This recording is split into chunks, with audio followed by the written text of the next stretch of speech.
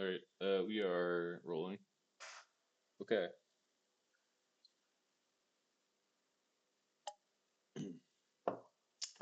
This is gonna be the Athelan's Battleground tier list discussed by Warelephant and Rebirth. Um, we can just get straight into it. Um, at the bottom, we have all. Delay. No need to delay. We have all the characters slash champions, whatever you want to call them, in the game. This is a chess like tactics arena based game. And we'll discuss each of the characters and kind of what they do and how important they are and our reasoning for their tier henceforth. All right. Okay. Starting with Anne. Yeah, I think I will try to discuss in terms of their relative value compared to Tactics Arena, since I have more experience with that, and how the creator of this game, CM Burns, has made them stronger or weaker than their relative counterparts. And I think overall we should discuss their relative strength to each other in the game rather than their absolute strength. That sounds good to me. That makes sense. Okay. Okay, so starting with Anne, Hmm. I think N is an easy S tier for me, easy strong tier. Although I imagine it will be not necessarily at the top of strong tier. It might be top, but I think I can slot it into S tier pretty comfortably. The only game mode right now is 10v10s, and I think because of the length of time, you're always going to get high value out of Anne. Okay. I think you said you wanted to mention what the characters do. So did you want to talk about what Anne does? Sure. So Anne has two abilities. One is a single target heal for 24 HP, uh, and the other is an AoE heal to every unit on your side of the, or every unit you have in play for 13 HP. She has 32 total max HP and 0 armor, magic resist, or block chance. Right. So she, So very squishy backline healer, uh, who, at least in traditional tactics arena, was kind of the key unit of the game. If you could kill their Anne and your Anne didn't die, then you would win the overwhelming majority of the time. But I think in this game, uh, there are two things that kind of make Anne a little bit weaker. One thing that makes her stronger. First was what you already mentioned. Uh, stronger aspect is her single target heal, which is very strong and has a low cooldown compared to the AoE heal. The weaker part is that her AoE heal heals less often, so it's now 4 turns instead of three. And the other thing that makes her weaker is that there's an infinite scaling unit in this game that can just ignore Anne, and so Anne does not have in every matchup the inevitability she had in the original game. I think another distinguishing feature is the 32 versus 24 max HP. Right, she can no longer Yes, be one shot. yeah. So she's a little bit tankier in that regard. It takes a little bit more to bring down the enemy Anne than it did in original Tactics Arena.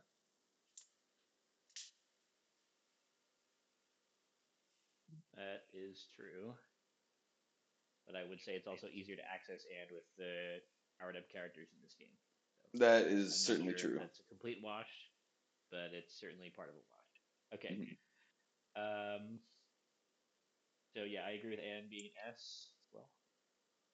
Yeah, I think it will be found in uh, every strong comp out there will have an Anne because of how key she is in keeping key units alive.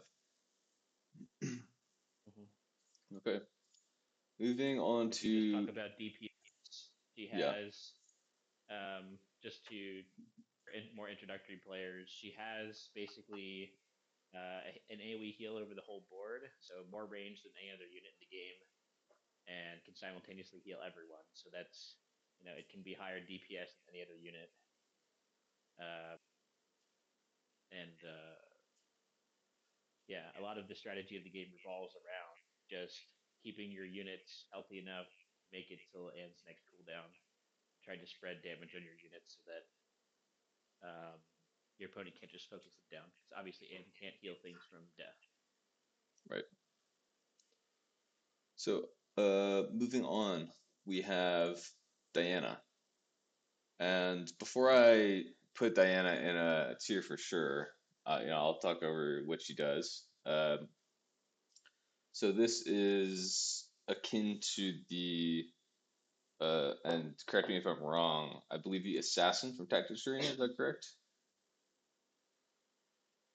Um, she has some parts of the assassin kit. The ult is basically the same, and then the forward movement is the same as well.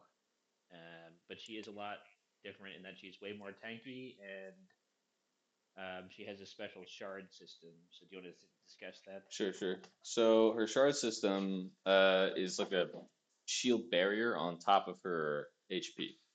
And whenever she takes an instance of damage from any source, it removes one layer of her shard shield. And the way that works is, regardless of the damage instance, it can be 1 billion damage, it will be reduced to one layer off of her shield. And the shield can be repaired by one layer whenever she receives a source of healing, such as from Anne.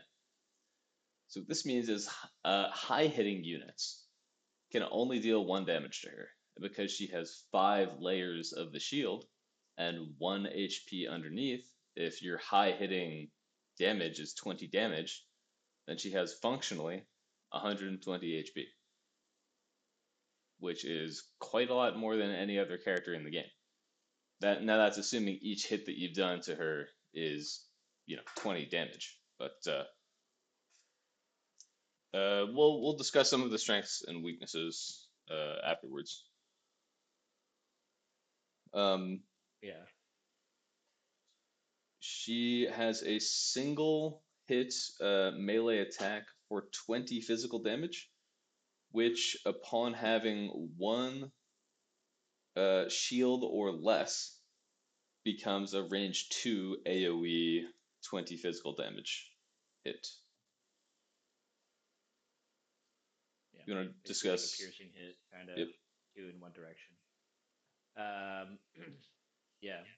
So as you were saying, she has this layered divine shield type thing, and so theoretically, she's weak to um, certain things that have already been placed in the game, and then other things that are theoretically coming. She's weak to the lightning words multi hit, the sentry. and she's weak to damage over time. Yeah, the sentry. Um, but I mean, ideally, you would, if you're playing her correctly, find a way to stay away from those units. And in the case of the current balance of the game, where units with damage over time are relatively weak, she does, I think, still have a place right now, but she definitely has built-in counters in the game to her unique shard system. And just one addendum to this, she is immune to both bleed and ignite, which are the only sources of actual damage over time in the game that aren't Sorry, she's bleed to placed both. on the She's map. immune to both bleed and ignite. Okay, Yep, she's immune that's to new both. information to me. Yeah. Great. Um, and so I will just kind of go through and discuss what I think kind of makes her strong and what kind of makes her weak. So, we already discussed her tankiness, but she has a second ability which becomes unlocked when she gets down to one or all her shards have been removed from her shield. This special ability does 99 damage to all adjacent targets, so it's on a grid, four targets. and 99 damage is more than any unit's HP in the game. This is very powerful if you can kill 2 units with 1 unit, and it is worth damaging your own Diana to get to that point. Now, I have Also played, self-destruct. Let's note yeah, that. yes, it is also self-destruct. Well, it's a self-damage 99. It's not a self-destruct. True. True. Um, in all the games I have ever played, I have never seen a player actually land Diana's explosion ability in a serious game. Mhm. And there are Okay. so many reasons for this. Uh, Whenever Diana auto attacks, she goes on a 1 turn cooldown. This means you have functionally 2 turns to be able to damage her before the opponent can use her again. And in those 2 turns, you can almost always either not allow her to get down to no shards, or you can just kill her. There are many units that enable this.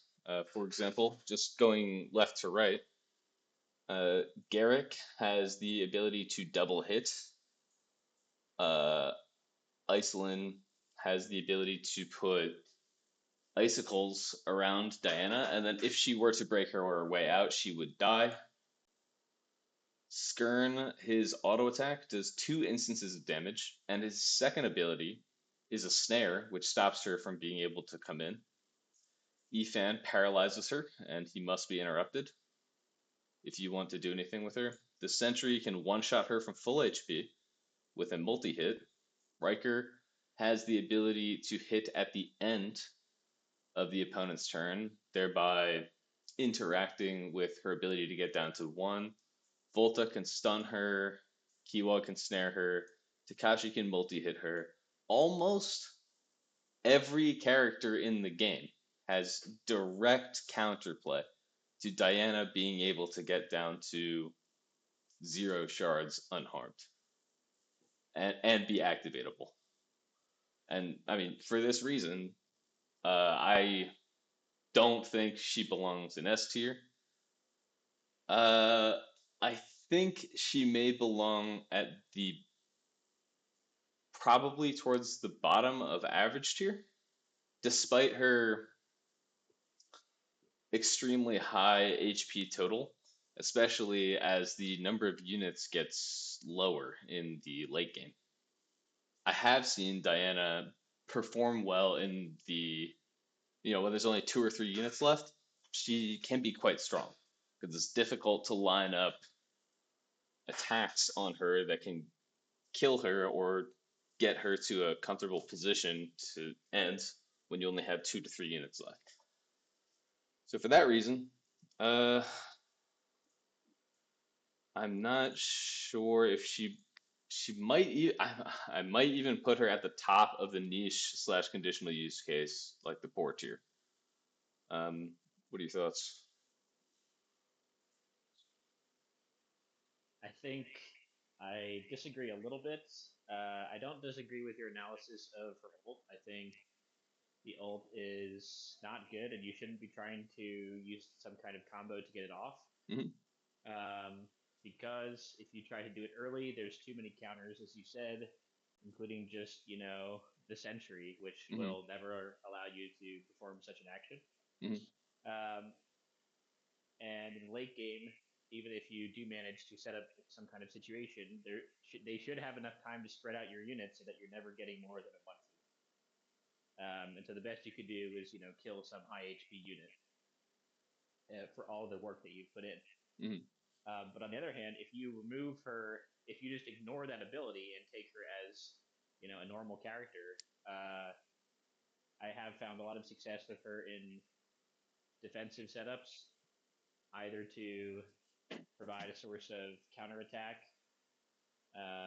wherein you can move really fast. If they're just playing an all-out aggressive strategy, go kill their Anne, and they won't have enough turns to kill Diana, or they'll have to if they are deciding to kill Diana, they'll have to spend so many turns doing that that you can dig yourself out from any uh, you know Aggression they put on you. aggressive comps basically can't afford to play like that. Right, right.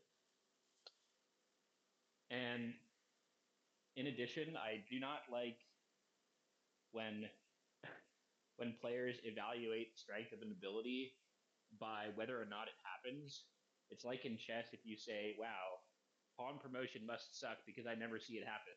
In reality, every player is just resigning or sacrificing a piece to stop that from happening right before it happens because it's so strong. Let's see. So, um, so the fact that you can't get it off, a lot of times the threat is more important than the execution. If you can set up some kind of situation where they have to make one of two bad decisions and they can stop it, but now they have to, and ignore the other important thing that they had to do that turn, then that can be value in and of itself. Um, I haven't exactly seen a situation like that either, but that's why my main argument is just ignore the ult ability. Um, I will say, uh, just in HP totals, she has the ability to two-shot Ehrlich, Iceland, Ethan, and this singular And mind. And yeah. So all of the key backliners, she does have the ability to two-shot, which is very impactful because her auto attack only has a one-turn cooldown, which is like the shortest cooldown in the game. So if she's actually able to get on backliners, she can do good damage. But the second thing with that is she does have a physical auto attack, which is really poor against the other melee characters, and it can also be blocked by them. So yep, that can be quite difficult for her. yeah, it's your tier list, so you make a decision. But I do feel she belongs in average. Okay. I haven't used Diana in my comps as much as you have, so I will trust your reasoning on this one. I mean, I have used her, but she hasn't felt as strong for me as perhaps for you. Okay. Um, and moving on to Ehrlich. So without going too deeply into detail, this guy has three different magical abilities: a lightning cast with range 4, an ice cast with range 3, and a fire cast with range 3.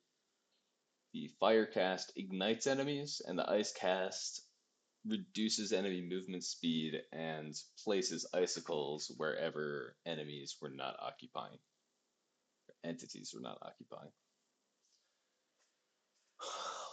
Um,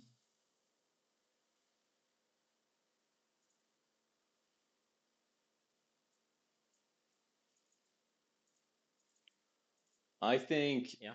Ehrlich is the best defensive mage. I mean, given that there's only two true mages,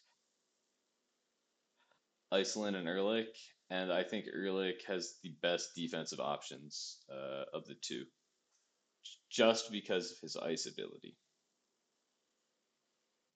Yeah. I think so.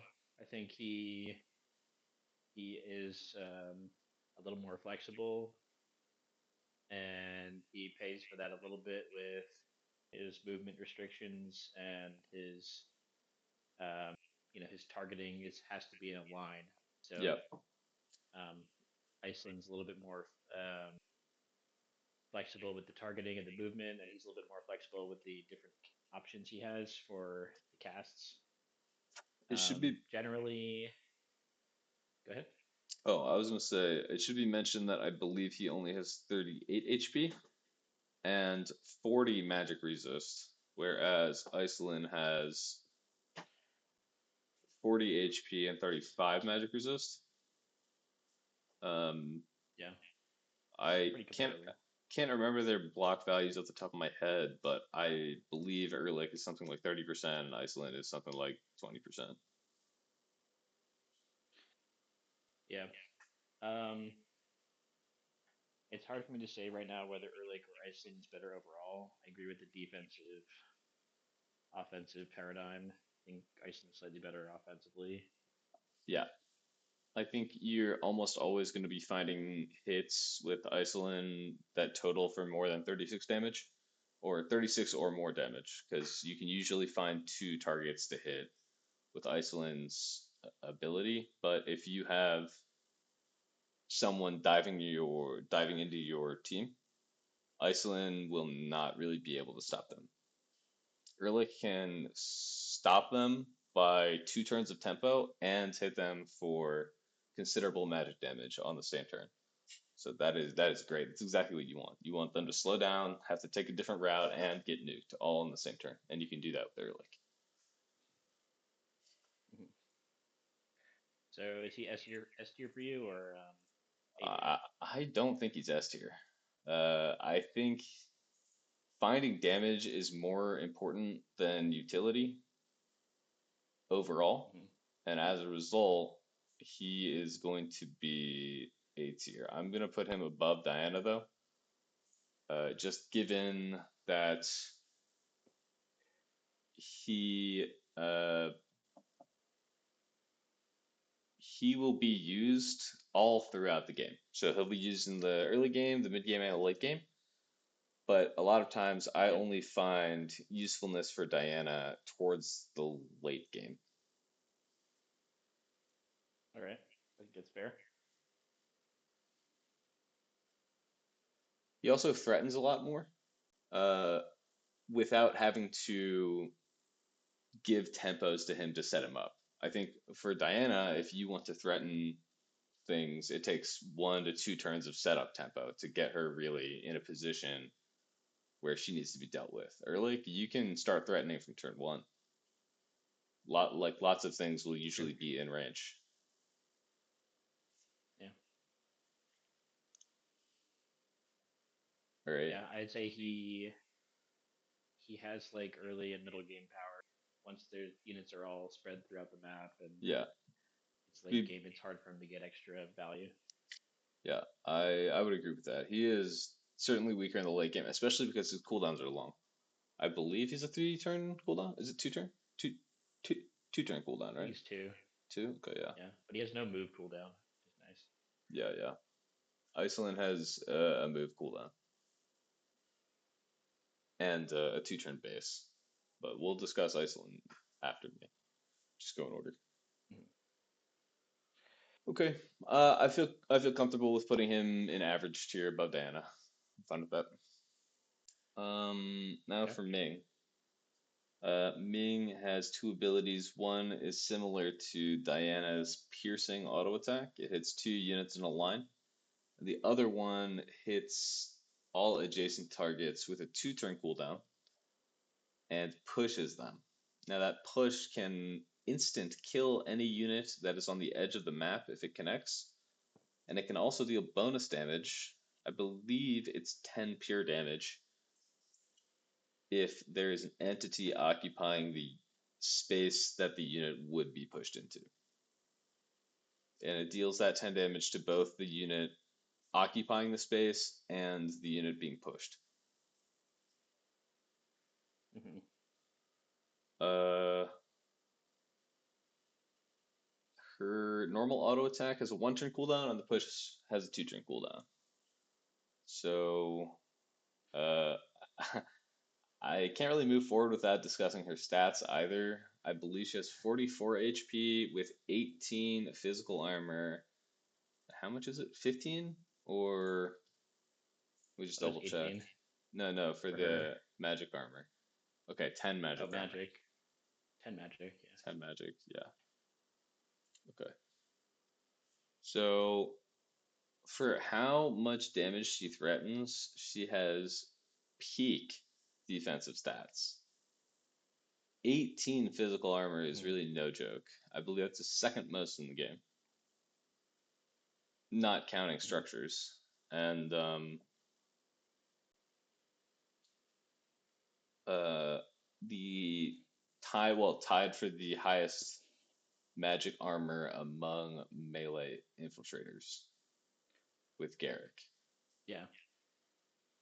I'd say she's easily the most. game warping unit in terms of how she forces the opponent to position their units because basically unless you have set up things in a certain way, like the outer rim of the board is now a no-go zone because there could always be a Ming threatening Yep. either to immediately hit your unit off turn one or just um, walk to your back line and start hitting those units off. So it's like the most important unit when you think about your enemy's positioning. So very game warping in that way. And then the fact that she can just hit through anything means you can't hide your units behind, you know, Garrick, for example. You can't. Well, there's a lot of things you can't do, and there's always ways that Ming can find damage, basically. So I would say she's definitely S tier for me, and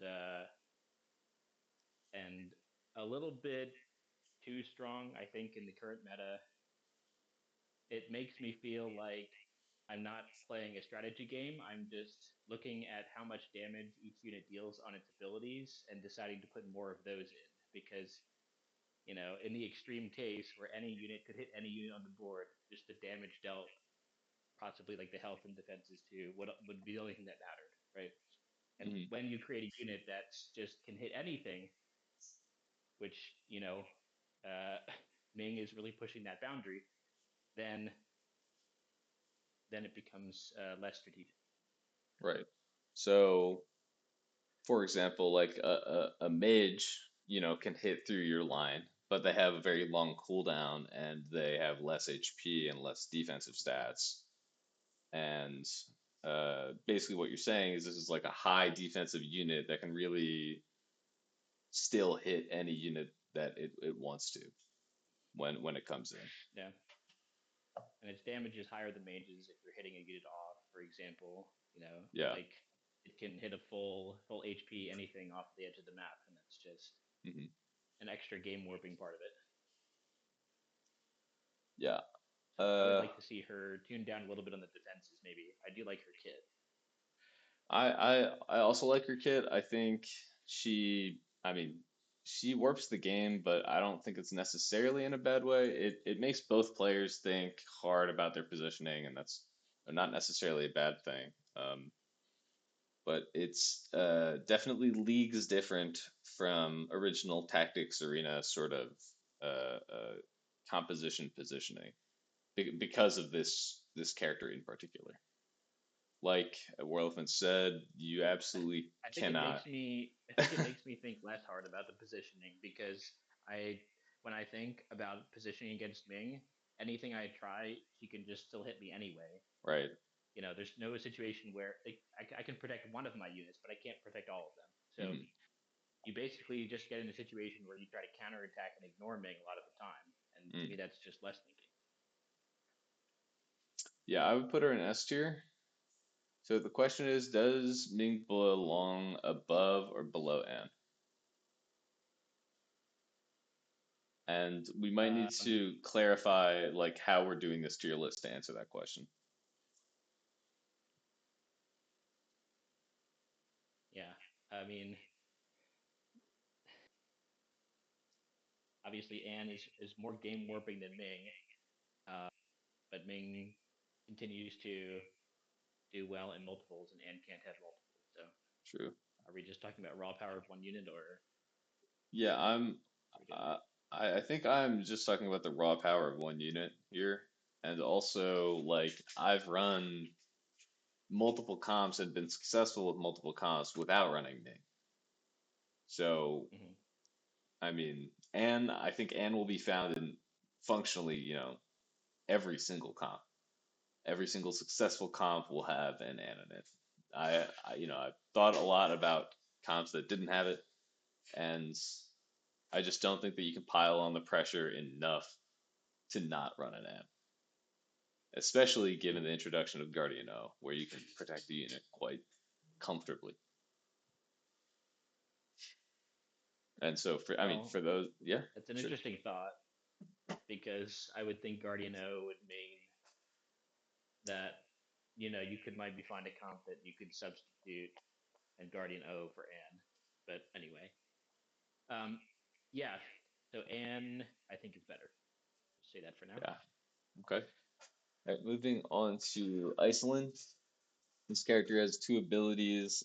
She can put down four icicles, little blocking hazards in a plus formation with a gap in the middle.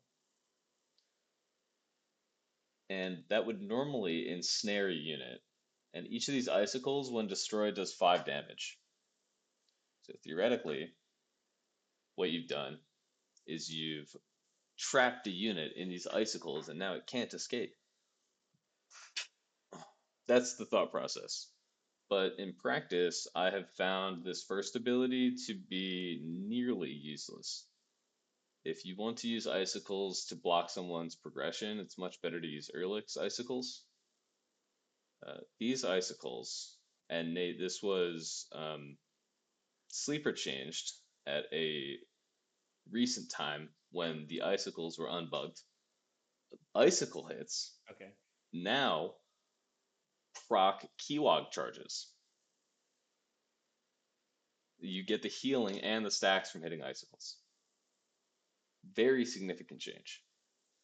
This Oh, means, okay. yes, this means that in the late game, if there is a one cooldown unit, you can, instead of hitting that unit for 20 damage with Iceland's center hit, right?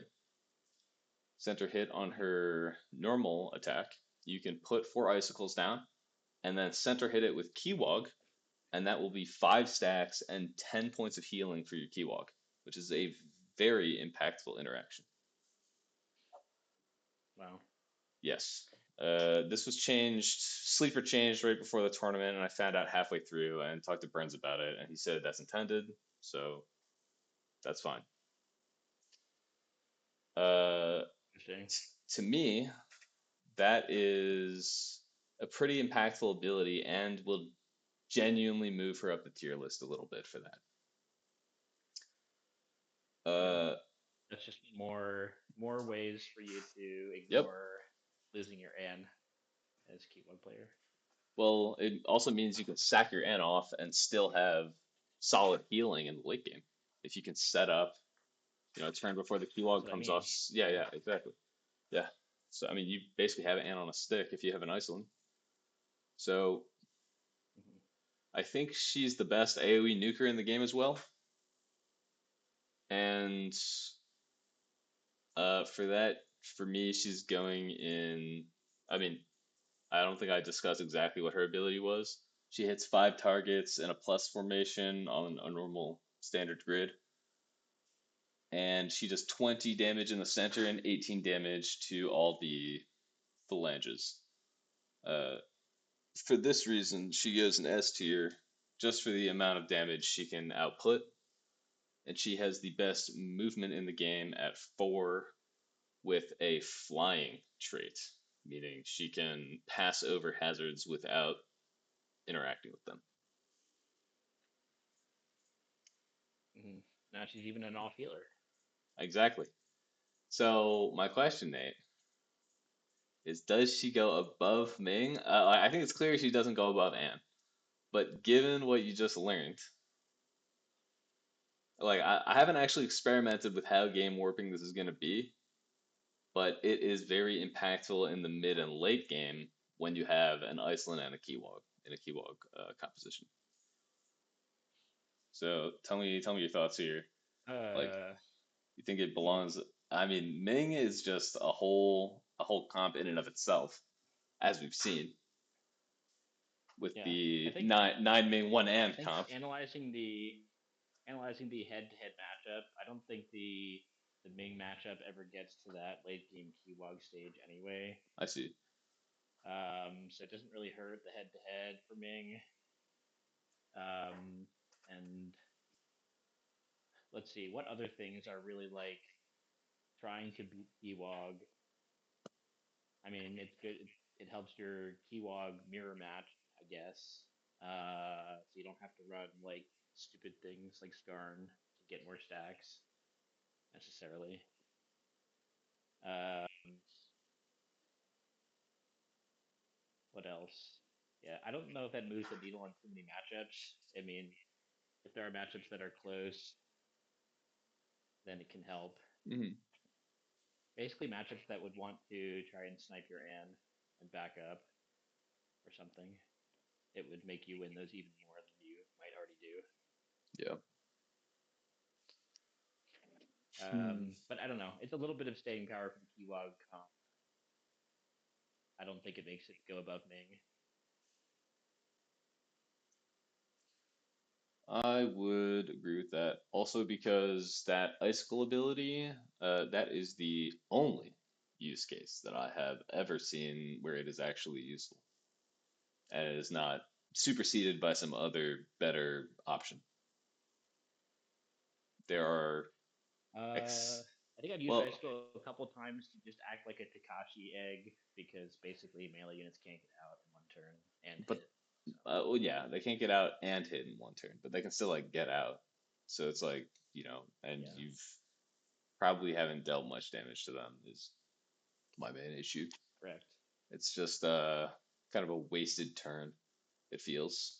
And Yeah, the 5 damage you get from the icicle as the unit leaves is not usually enough to change the time to death for the unit from 3 turns down to 2 turns, for example.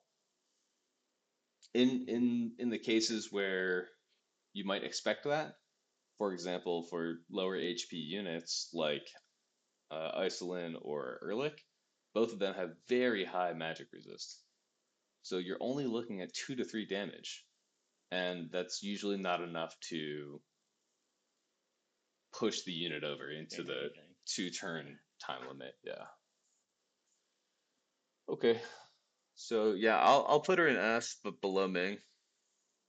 Um, I think we can agree on that. Moving on to Garrick, the tank of the game. This unit has the most HP of any, I would say, non-specialty unit. So all the melee fighters, he has the most HP. He has a whopping 70% block chance from the front for physical attacks. Uh, and I believe 10% physical armor, 10% magic resist, with a 18 physical damage and possible 4 pure damage single target and an 18 physical 8/8 damage cleave in a small AoE in front of him. Do you want to discuss his infiltrator passive? yeah. He gets an extra one flat armor. Do they call it block in this game? Anyway, it's one flat armor on incoming damage, including all kinds of damage, like damage over time. So physical, Uh, magic, and pure, all 3 kinds of damage. yeah. He gets one of those flat armor stacks for each enemy unit within 2 tiles, I believe. Um, yeah, doesn't count things like drones, as far as I know. It's just placed units. Um, so that leads to the idea of using him as an infiltrator rather than his traditional use in Tau as a defensive unit. Of course, knights in Tau were also infiltrators, um, and this is lending more to that strategy. But the game is so different in that nearly every unit in this game has a way to get around block. For example, Riker has his trick shot. Magic units have their magic damage. Sentry has the choice of using magic or physical, and then a lot of the physical units have um, abilities to get around him in general. We already talked about Ming being able to just hit past him or go target other units. and there's not so many ways for Garrick to be useful in the game right now, and thus I would put him, uh, honestly, maybe even in weak. Um, it says traits are not valuable enough to run ever, and there are good. It's not like on an absolute scale he's that weak, but just relative to other units that could take his place, I don't see a reason to ever run him right I would actually agree with that. And I think the core issue is less with his kind of defensive nature, but offensive passive, and more with when he is using his infiltrator ability and kind of going into the enemy composition. He's just not a threat. You can just leave him up. He's now. outputting That's true. 18 plus 4 damage a turn. If the enemy has a fully stacked Guardian O, which you can't get to, that 18 plus 4 becomes 15 plus 1. If they're hitting a unit with natural armor like a Keywog or another Garrick, for example, it's going to do even less. A fully stacked Keywog with a Guardian O, it's hitting for 11 damage.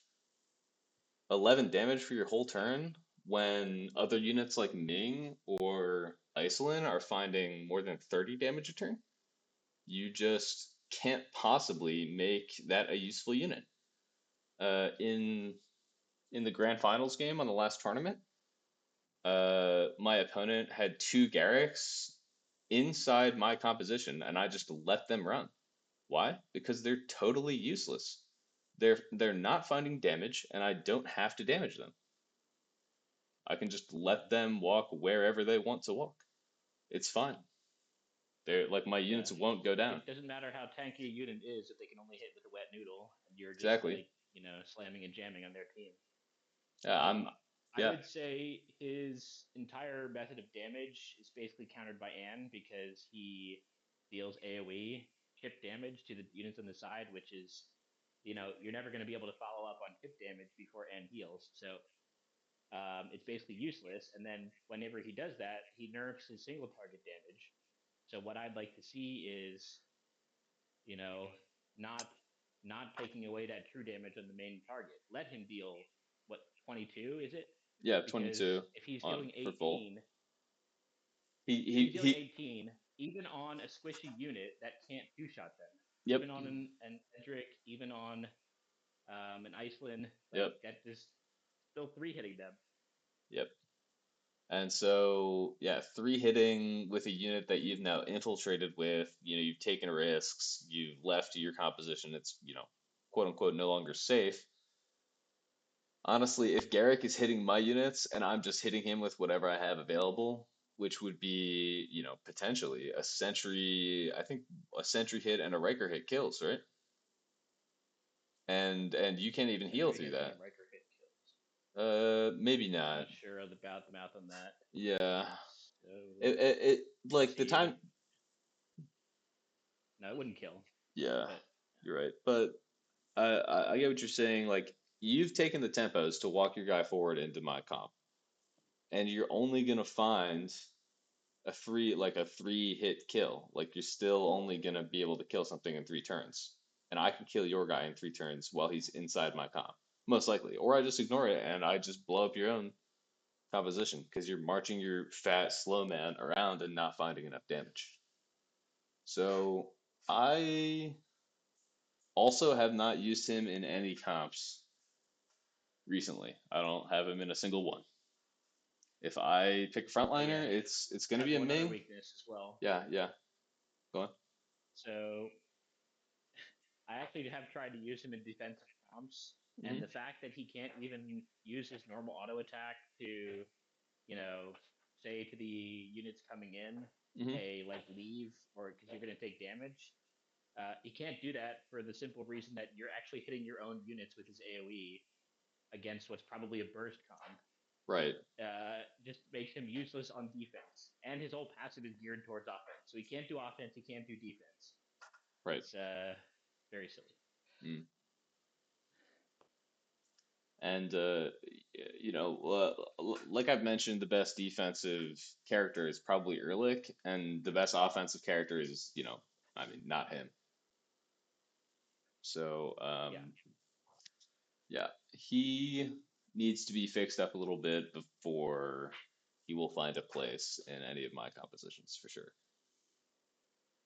Moving on to Yep. Skern. So I'm just I'll talk about his abilities. He is our first character that has a multi-hit auto attack. This is very, very significant. When a character multi-hits, any damage reductions are applied to each of the multi-hits. So this includes Guardian O's armor that it applies in an AoE. This includes Garrick's natural armor that he gets from infiltrating. This includes Kiwog's natural armor. I believe that's all the natural armor in the game. And then it's also for the percent physical damage reduction. Furthermore, each of the auto attacks in his multi hit rolls a separate chance to block. So he attacks twice for 10 physical damage each, and if and only if both of those attacks land, so none of them are blocked, it will attempt to apply bleed to the target. Bleed does 3 pure damage a turn for 3 turns. 2 turns on screen for a total of 10 plus 10 plus 6 bleed damage over 2 turns. So absolute maximum damage output is 26 damage in a single auto attack. Now we've learned that if a Ming comes in to the enemy composition, she can find usually more than 30 damage a turn. So and that's with a single auto attack. So you don't have to roll more than once to check a block, and she can often find units that have low block chance or threaten knocking a unit off, which is 40 or more damage per turn. Mhm. So I will talk about Skirn's unique trait, which is his ability to jump over other units like a knight. He can move 3 units in any direction in a big jump. And whenever he lands, it pulses out a true damage or pure damage uh, hit that I believe does 12 to enemies in one tile of him and 8 to enemies within 2 tiles of him. So this jump ability can usually find pretty high damage. If you're jumping into an enemy comp, you can hit for upwards of 30, perhaps even 40 pure damage in a single turn. However, this damage is nearly useless because if you hit 6 targets, you're not going to be able to follow up and try to kill 6 targets at once. Anne's AoE heal has a 4 turn cooldown. If you try to focus 6 targets, Anne's going to be able to heal 3 or more times before you can get any of them down. One heal from Anne heals 100% of the damage that Skirn can deal with his jump attack. Going to discuss Yeah. the And problems with the trigger on his multi attack. uh, well, let me just first of all Sure, compare yeah. this to Mud Golem in Tactics Arena, which could do basically the same thing. It was 15 units within one tile, 10, and then 5 units with it that were 3 tiles away, and that could be casted from 6 range. So it would teleport 6 range in and then cast, and that was pretty strong. That was usually enough damage for an aggressive comp to get excited about it, and yes, if Anne is on cooldown, that damage can make a difference. But if she's not, and she just casts immediately, then you've just basically given your opponent a unit um, for a little bit of tempo. So yeah, Skirn, way lower survivability than Ming, way lower damage than Ming. His jump is not effective enough. Of course, his jump also eats all of his movement for the turn. So yes, you can jump in for you don't get to run up for 3 and then jump in for 3. It's just a jump, and then your movement is gone. So, um, Furthermore, so really, the it just replaces the kind of movement you could do. It doesn't give you an extra. It's not like a run and jump. It's just a jump. the jump itself also has a 2-turn cooldown, which is pretty painful for a melee unit. Now, uh, Exactly. the small, I believe, compensation buffs he got was he got moved up to 15 physical armor and 48 HP, which is I don't think he can die to any physical hits in 2 swings, but he has 0 magic resist, which means if he's jumping anywhere near a sentry, he'll get 2 pops. A sentry hit on 0 magic armor, I believe, is 28 damage, which leaves him with 20 remaining 28. HP, which dies to Erlich or Riker's. Um, yeah, dies to Well, Riker. he has physical armor, Yeah, but I guess yeah, it's that'll be only enough. 15, so it's 21 damage, I believe. Yeah. 20, Okay. 20 or 21. So sentry hit plus any other big hit wipes him off the map, and he will be stunned that whole time. Uh, I think And let's not forget that if he's actually walking up to a place where he can jump to your comp, you're hitting him before he jumps in. right. So, he jumps in, he's like within 2 hits of death. You hit him again, the enemy barriers, you interrupt the barrier, and then you can hit him before he can even act. So, yeah. It's so I guess the question is we still have to decide if he's worse or better than Garrick. I I don't think know. I think he has better damage. I think he has better damage, but like in the late game, right? Like if it comes down to 3 or 4 units on each side, I think I would rather have a Garrick than a Skern. That 50 HP with a fat hit, and the block becomes really impactful in the late game. Skern has very poor block. I believe it's only 15% block. Let me check. It's very low for being a melee Yeah, unit. he has low block. But I don't put that much. I don't put that much stock in the block stat. Honestly, Well, it's just in the lowest stat the in the game. true, but in the late game when you just have a couple melee units left and they're all just auto attacking each other, it can Yeah. make or break the unit. And furthermore, if Skern has to double hit to get his damage off, he has to double check blocks each time he auto attacks, right? Yeah. Well, I did want to say something about that, but I forgot. Hmm. So having to check the block twice is not necessarily good or bad. It kind of depends on who's winning, right? Well, Because because it's the same expected damage, but it's lowering the variance. well because the bleed damage is dependent on you hitting both of the Okay, auto yeah, attacks. the bleed damage. The That's true. bleed damage, uh, being what about 20% of his overall damage output. Uh, That's true. it means that the block does become pretty impactful. And like we discussed, when the Ming comes in, she's very, very threatening. She's finding 30 plus damage a turn. She's threatening auto killing things. If the Skirn comes in, even if you're attacking an archer, right? Like an archer backliner, the fact that you have to double check the block every single turn means the variance in your swing, if you miss one of your 2 attacks, your damage gets reduced from 26 down to 10, minus armor, so down to 8.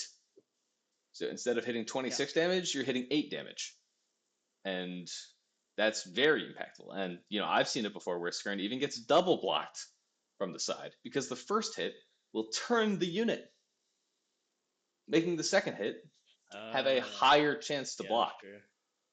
So this multi-hit interaction makes Skirn really, really suffer against any unit that has the ability to block or defend in any way.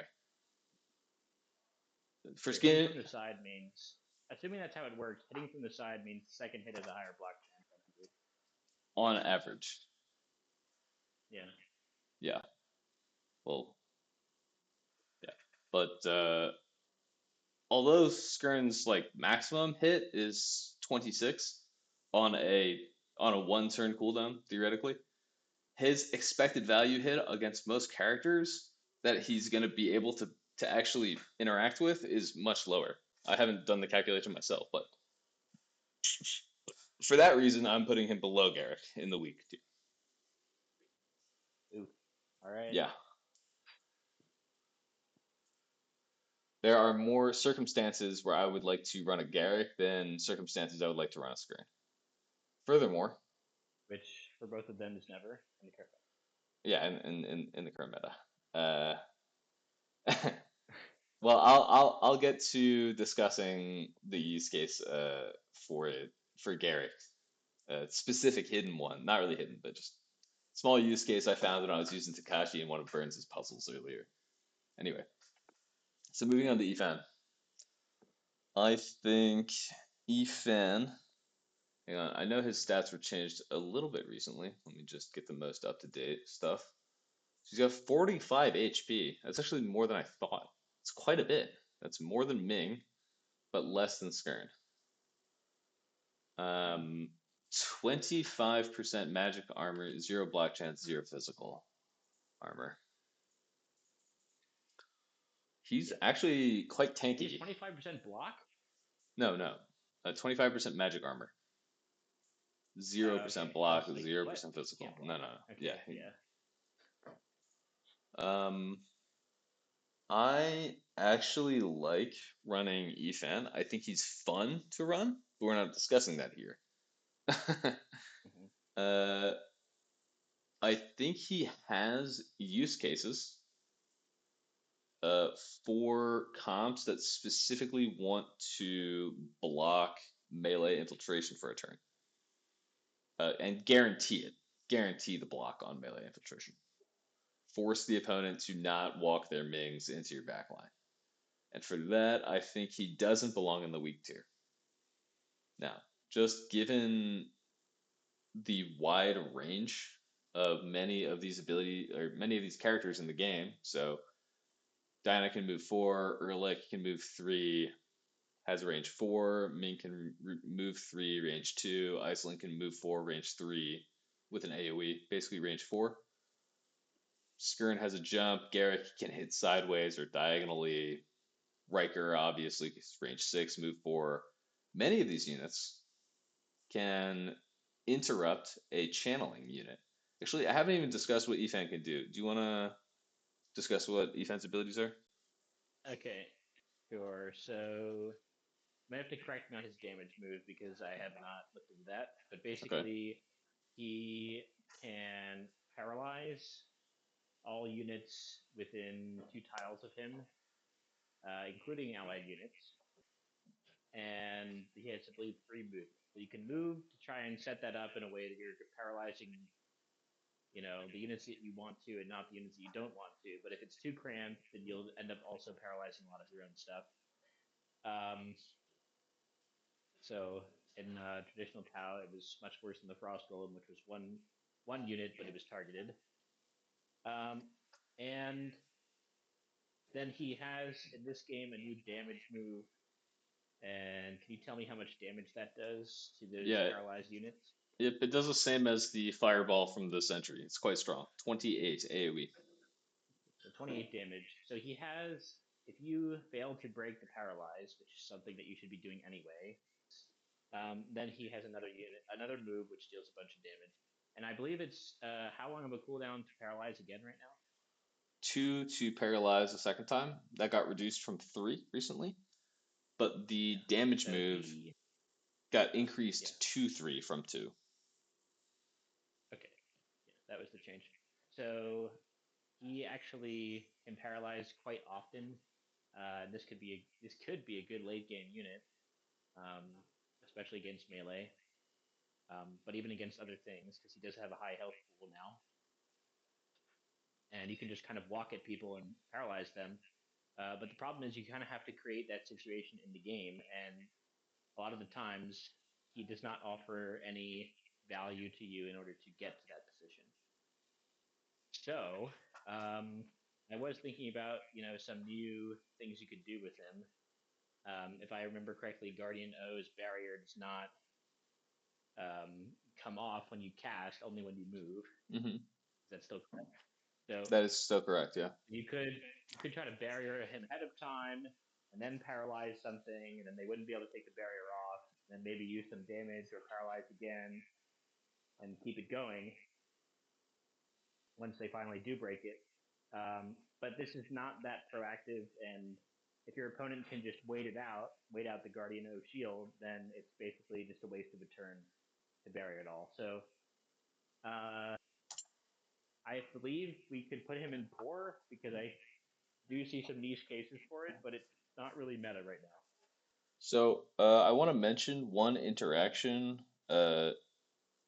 which I don't think it's strong enough to bring him out of poor, but you should at least be aware of it. It is my current understanding that units paralyzed by E-Fan can be hit by other E-Fans' uh, magical explosion ability.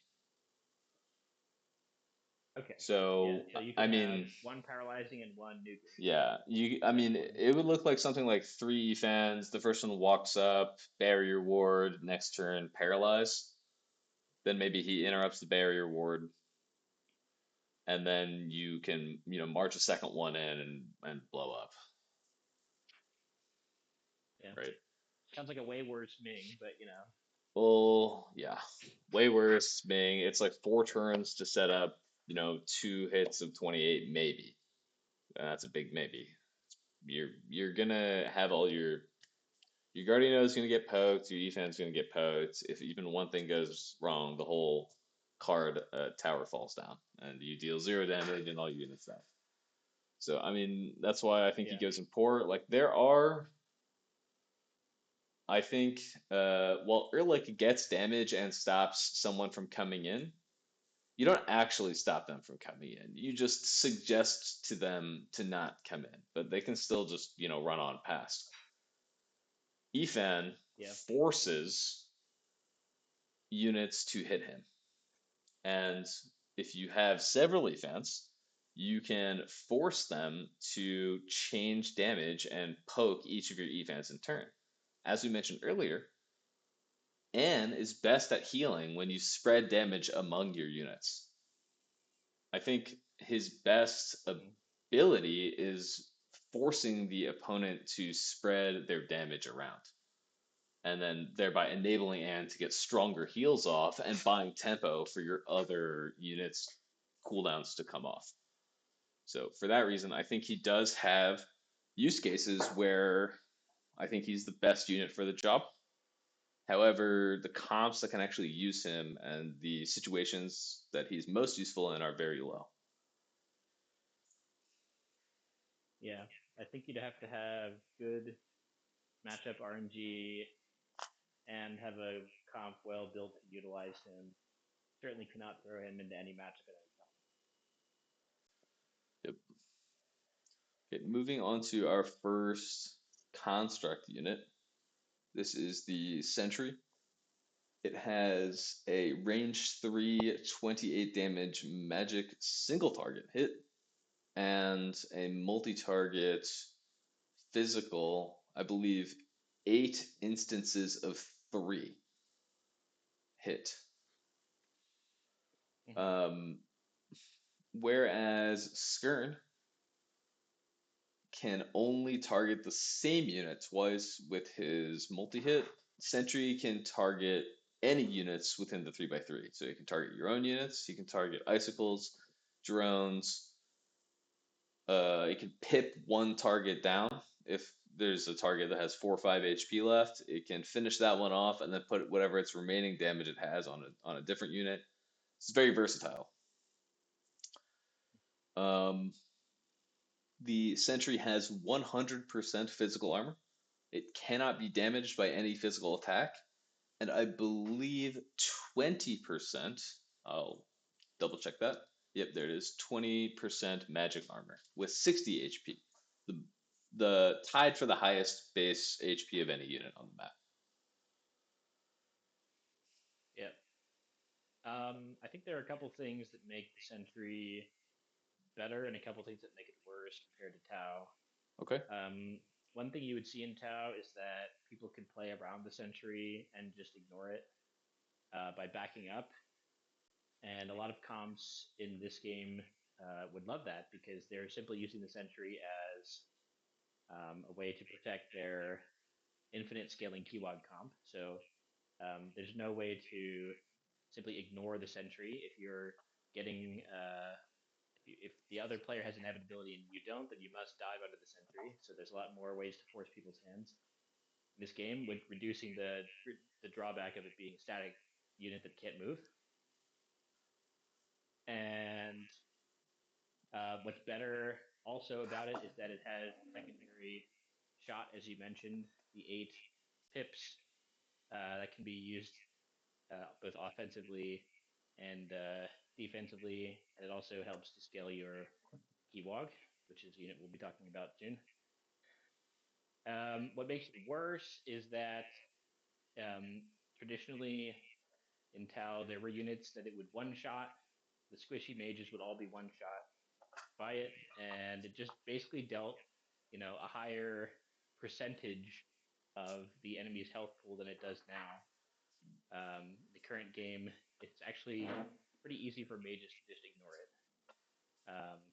So it has its pros and cons, but overall, I think it's still pretty good. Yeah, I would like to further add to this by saying the sentry, I believe it was the same way in Tau, is not counted as one of the units required for a victory condition. Meaning, you can Yeah, true. if the enemy has a sentry and you have 10 units, maybe in the mid game they get some big value and they hit your units hard with the sentry. But you have one extra unit worth of HP. You don't have to kill 10 units on your opponent's side, you only have to kill 9. So your opponent is starting with less total HP on their side that you have to plow through to win. Yeah. How often that Um, ends up mattering is probably a vanishing small percentage, but it is the case. hmm. I found that at least in the defensive comps that I've played, Sentry is invaluable both in dissuading the opponent from attacking me head on and in the actual damage it gets out when it is when the trigger is finally pulled. Uh, let's discuss tiers now before we discuss internally. I don't think it's weak or niche. I think it will find its way into a large number of comps. Um, oh, and we need to discuss the interaction with Volta. I think that Shooting should her be drones down or what? no pulling units into sentry range. Like one of the main Or pulling weaknesses units? in Tau is this. If you just don't walk into the sentry range, then you won't get hit. In this game, there is a unit that can specifically displace other units and pull them around with like a lightning whip hook. This means that if the enemy is running this unit, you will eventually have to interact with their sentry.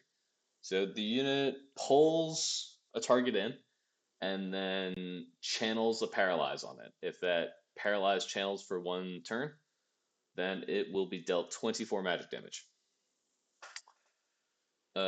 So typically that unit is pulled in and it cannot leave because it's paralyzed.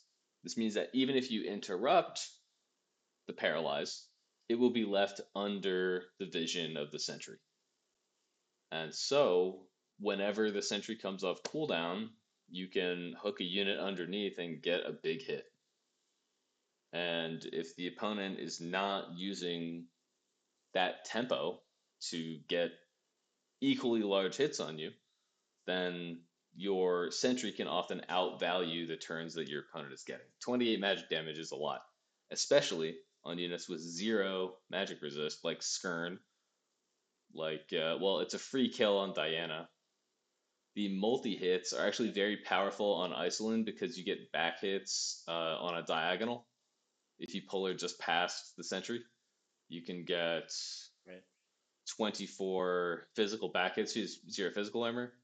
So there are a lot of units where it's really valuable to pull them underneath the turret. You can get huge hits, 2/3 of their HP in a single cast. And if they don't interrupt the paralyze, it's a full kill. Yeah. For these Um, reasons, oh yeah, yeah. Sorry, go on. yeah. So if you add in the synergy with Volta, that does make it better than Tau as well. And sorry, I think you were about to put it on the tier list. Go ahead. Yeah, I was about to put it. Um, whew. Okay, I'll put it in the average tier list, purely because any strong comp that is trying to be aggressive probably won't be using many Voltas, and thereby making any kind of sentry interaction a little bit weaker. Okay. Yeah, I was thinking top of A Yeah, myself. that makes sense to me. I'm just thinking, uh,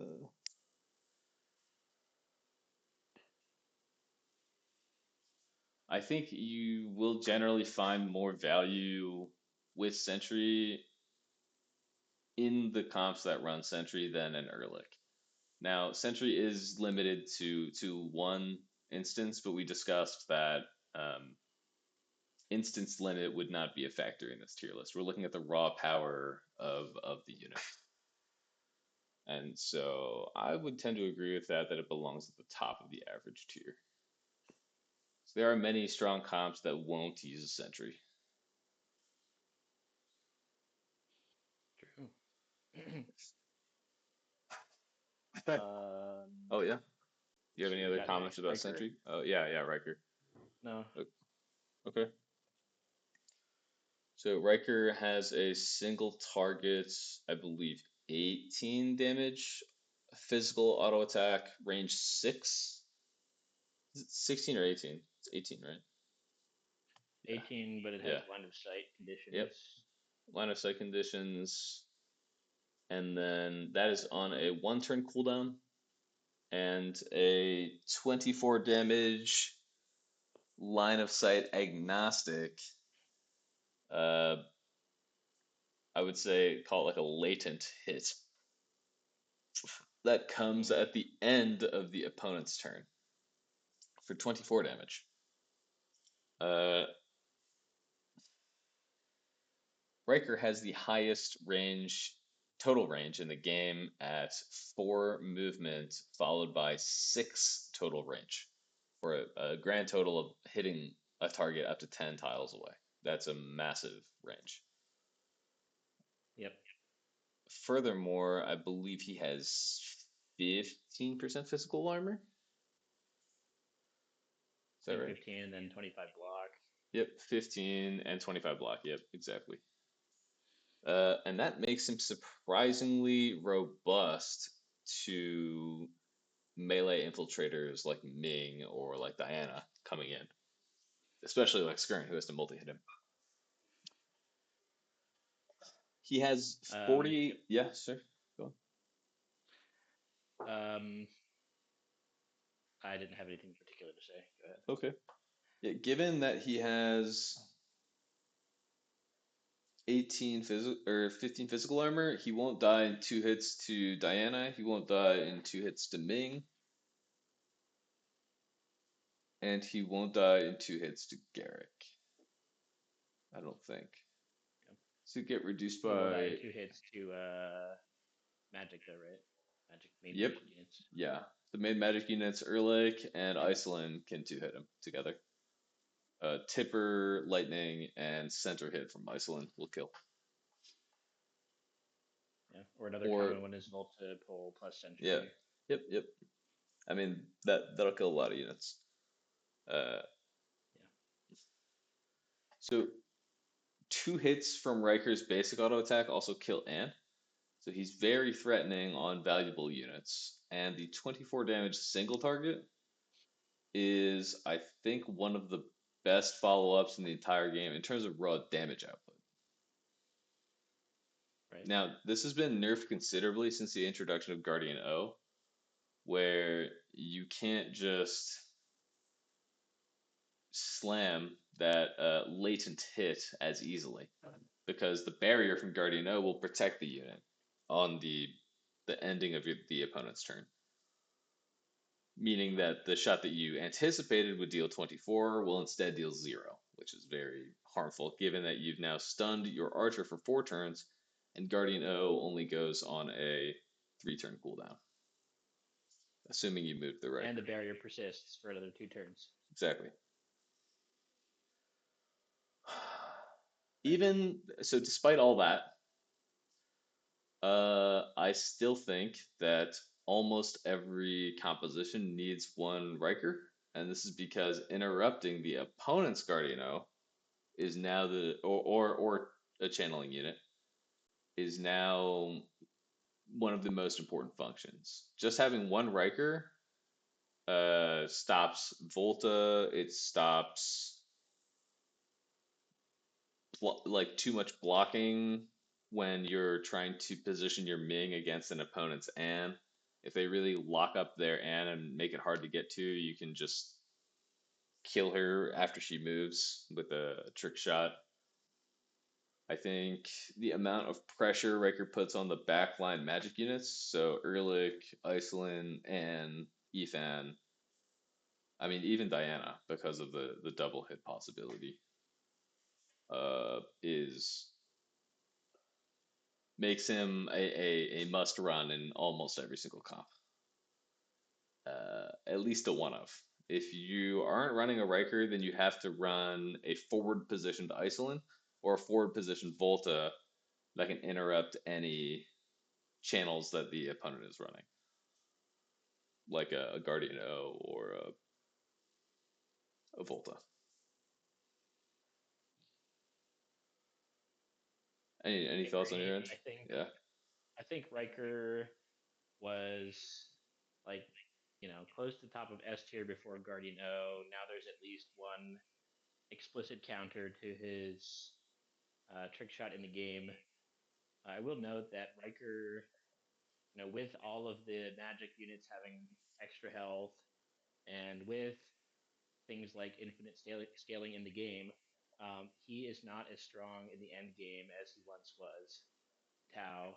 So basically, in Tau, if you had a lightning ward and a Riker, then you could simply, kite the last two enemy units perhaps around the lightning ward and just, shoot them on occasion and win the game. But um, preserving your Riker until the end of the game is no longer a viable strategy to win in a lot of cases because you can't as easily pick the magic units. They have, if it's Iceland, she has more effective range. You can't just, shoot her and then not take 20 damage immediately. Same thing with Erlich. So, yeah, I think Riker in the late game has gone down, but he's still absolutely necessary as a way to stop any form of channeling cheese or um, basically any kind of setup or combo plays your opponent is trying to do can be at least slowed down, sometimes just stopped by Riker. So it's a unit that good players will be using. So I think we can both agree that Riker belongs in the strong tier. Um, Mm-hmm. but is Riker stronger than Iceland? Uh, So now, hang on. In the early game, I would say no, because Iceland's going to find fatter hits. She's going to put more units into kill pressure than Riker will. Now, in the late game, Mhm. Iceland has a 3 turn cooldown. I remember I got into a situation once where I only had an Iceland left, and my opponent had a unit on low HP and a healer. And because Iceland has a 20 damage hit on a 3 turn cooldown, and my opponent's Anne is also on a 3 turn cooldown, he could just infinite heal that unit and completely outpace the damage of my Iceland. And his Anne was too far away for me to threaten. So, like Mm. as a result, I just completely got blown out because of the long cooldown on Iceland. Yeah, the long cooldown units. I think we haven't really spoken about this yet, but long cooldown units tend to do worse in the late game because you have fewer units to move. So you are much more likely to just end up having an empty turn where you cannot take an action, and that is obviously really bad. So Iceland, yeah, I mean better early, worse late. Iceland tends to work in different comps. Riker tends to work in different comps, like both aggressive and defensive. Um, though Iceland is perhaps more known for aggressive comps, but now, with that change you mentioned, things could change. Um, yeah, I think they're pretty close, but I would usually pick like the first Riker over the first Iceland for Yeah, myself. and like like the Riker value starts to fall off past, I don't know, I would say 2 is where they start to fall off, where adding more Rikers is going to weaken your comp usually. And for Iceland's, I mean, shoot, I've seen 9 Iceland comps win. Uh, I mean, given all that, I mean, we're examining each unit individually right now. So I would probably still put Riker above Iceland, but it's really close for me. Um, Yeah, I agree. I think Riker has a lot more utility, but Iceland just has that high damage output that is difficult to deal with. Mhm. Agree. Um, so we're coming up on some controversial units. Uh, The singular mind, you're only allowed to. I mean, well, are you done with Riker? I didn't want to cut you off if you had anything else to say there. Oh, yeah, I think I agree, but I think this is not like a settled question. Iceland could just be better than Riker. I wouldn't be happy if Iceland is better than Riker, but it's certainly possible. Yeah, I would say these two are so close. It's difficult to put one above the other in S tier, in the strong tier here. Uh, Okay, so go ahead mo with Singular Mind. yeah, so the singular mind has the ability to copy any unit out of your board graveyard.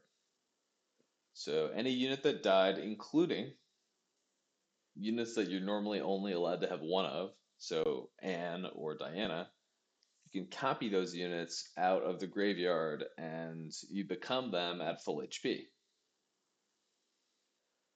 uh, Hmm. maintaining all of the stacks or uh, abilities they had when they died. So Right. popular targets for this are going to be in the Mega Late game. It could be Diana. It could be an Anne if your Anne died. But it is usually going to be Keywog, and that is because whatever stacks you gain on Keywog are maintained into the singular mind. And I know we haven't discussed Keywog yet, but we'll discuss kind of how impactful his stacks are when we get to him. He has 40 HP, 0 block, 0 armor, 0 magic resist. So he is definitely very vulnerable. But he has a special ability wherein whenever he's damaged for 10 or more HP, he gains 5 maximum HP, and that maximum HP, whatever he gained, is carried over into the unit that's resurrected. So we mentioned earlier, Diana only has 1 HP and 5 shards, 5 shield shards. Um, if the singular mind takes some damage, then he can become a Diana that has more HP than 5.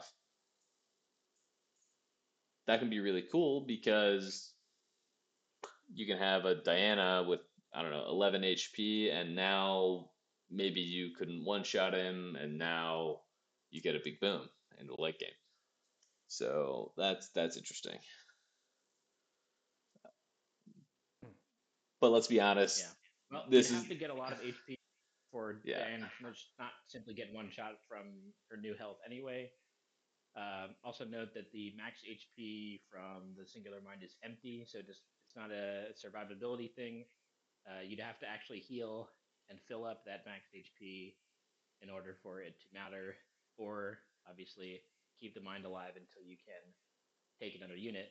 Obviously, that can't happen until something else dies. So Mhm. the opponent is focusing on the mind, um, then these abilities don't matter.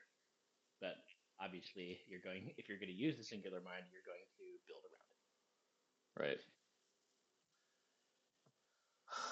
Um, you know what? I think we should discuss Keywog before I put the Singular Mind on the tier list. I'm gonna move Keywog to the left and just on the bottom and just discuss Keywog, then the Singular Mind, then Volta in that order. it. Okay, So I think that's fine.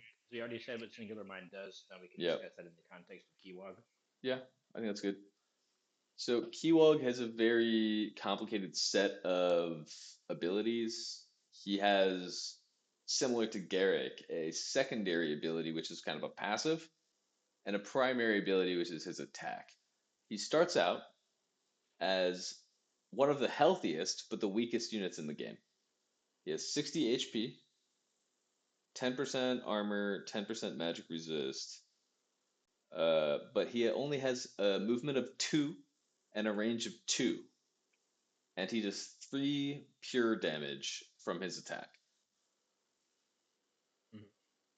Now, every time he damages a target or receives damage, he gains 1 stack. This stack One adds, stack gives one damage. yeah, 1 stack gives 1 damage to his auto attack. So a 70 stack Keywog will deal 73 damage with his auto attack. Now, at 2 move, 2 range, this sounds still maybe not appealing enough because it can just be kited with Rikers or something like that. Uh, as Keywog's stacks increase, he gains, and I'll go down the line, he gains a movement up to 4 with a teleport.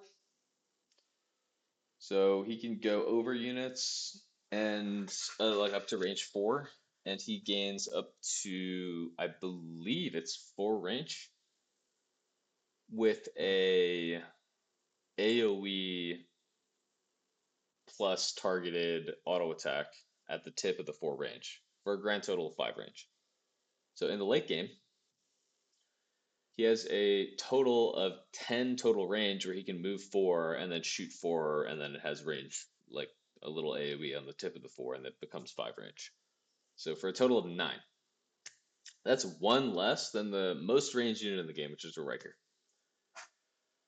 He gets to that Okay. point at 25 stacks. And at that point, he's dealing 28 pure damage in an AoE at range 9, functionally with his movement, on a 2-turn But cooldown. that's not all. He also gets defensive stats.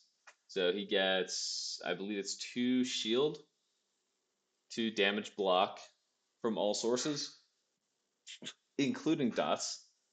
And what's the last thing I'm forgetting? Oh yeah, whenever he's damaged from any source, it reflects 1 damage back to that source. And he gets healing. Oh yeah, that's very important.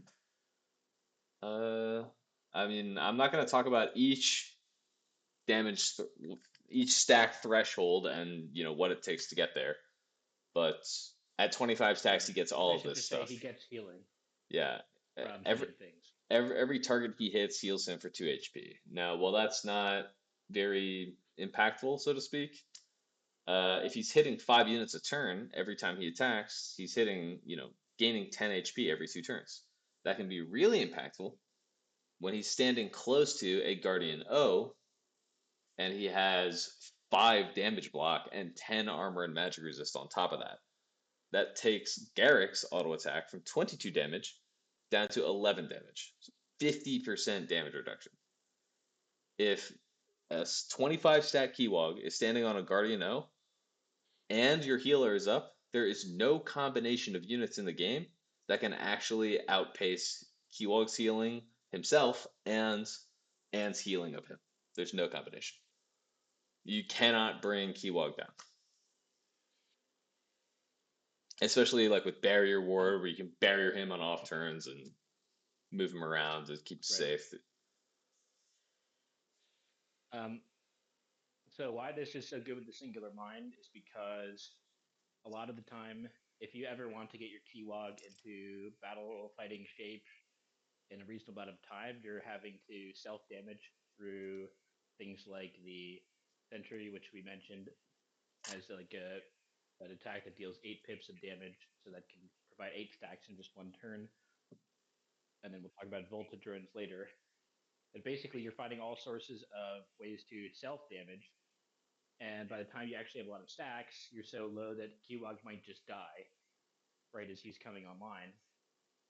And then the Singular Mind can come in and get you a full health Keywog, which in a normal game would never be able to have a full health Keywog that's fully stacked, All right, simply because of the way the game works. Um, so because of that, now Keywog is you know effectively much stronger. In fact, you might even be willing to throw away your Keywog, um, because actually getting a new one with many stacks is quite good, and you can even continue to stack it more if you want after that. right. So I would say that Keywog massively and perhaps uh, more than any other entity in the game warps the meta. I would say even more so than Ming. Um, in terms of limiting what you are allowed to do. Now, Ming warps the positioning of the enemy composition. It forces them to position in a certain way. Keywog doesn't do Mm-hmm. that, but it forces a certain tempo of play such that if the enemy wastes too many turns setting up their positioning or wastes too many turns on basically on non-damaging turns, they will just simply lose by default. If you get to a 25 stack keylog and nothing on the board has died yet, I would say with close to 100% certainty, you will win. Mm-hmm. Right. So it completely warps the meta. You can't play defensive non-Keywog setup because if your opponent has Keywog and you don't, then you might as well just FF at the very beginning of the game. Doesn't matter what you do. Um, so it shrinks the number of possible compositions you could try to play. Um, and whether that's a good thing or a bad thing, I mean, you can basically say that about any game in any meta. Played at the highest level, there should only be, a very small number of things that are good to do. Um, but in a lot of other situations, you might find that, or in a lot of other games, you might find that if the skill difference is big enough, then you can overcome these, and not really RNG, but basically RNG if it's ladder and you're just queuing into someone's comp, you can overcome a lot of these comp differences through skill. But to some extent, if the other player is doing anything, it's very very easy to just simply set up your keywog. It's not like it takes a lot of skill. So um, the brain, singular mind, was already nerfed because of what Rebirth here did. and it was nerfed not in its stats, but in the number of copies you could run. Basically, you could set up a situation where no matter what your opponent was doing, to a large extent, I think maybe 9 Mings was okay against it. But basically, you could set up a situation where it wasn't just defensive comps that couldn't play the game. It was nearly every comp couldn't play the game unless they were either also doing fast stacking Keywog or 100% all in aggro. And it's not that healthy of a game state or a state of the game. And I do think Keywog, as you say, is meta defining because of that. Now with one singular mind, you can still pull it off, but it takes longer. So it allows a little bit more, a few more comps to exist where they're not just all in aggro, um, but still straight defensive comps cannot exist because of the Uh, infinite scaling. yeah, I think the largest impact on the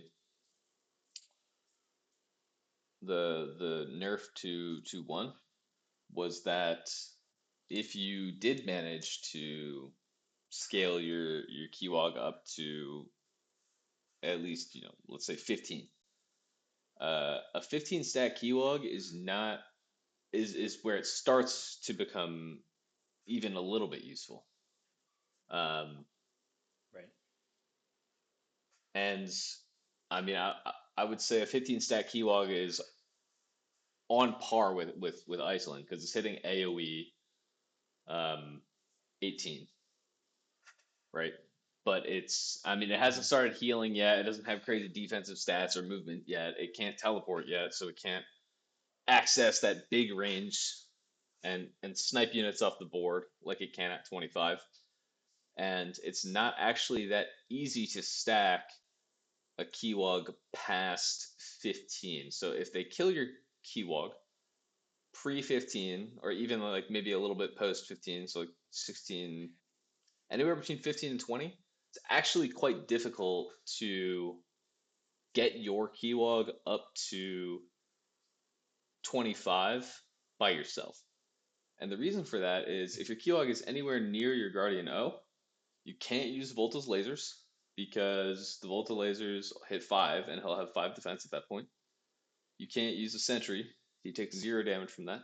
So getting 5 hits can actually take a long time. If the enemy is ignoring it and just letting you stack as much as you want, it might take 6 to 9 turns to get up to 25.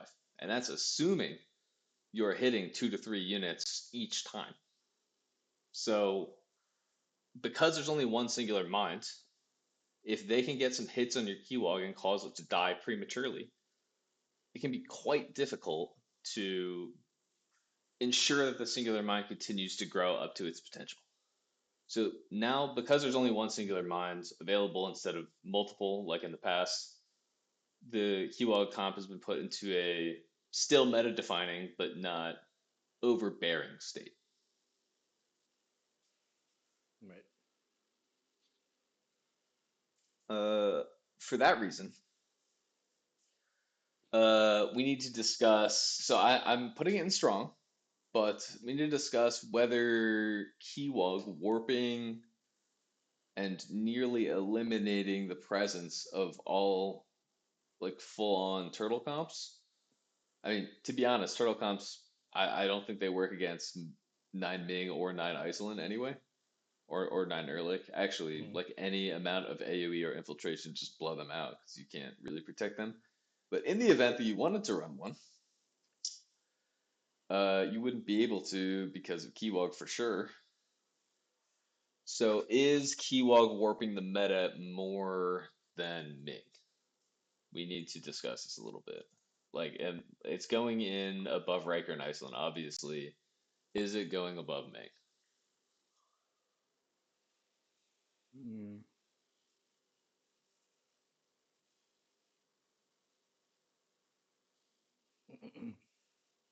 I mean, it's conceivable that without Ming, Keywog would be the only thing you could do. I'm not sure if that's the case, but I haven't seen evidence yet to the contrary. Hmm. Um,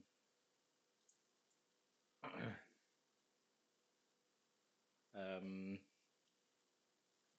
I don't know. Like you can win without playing Keywog. You can win without playing Ming.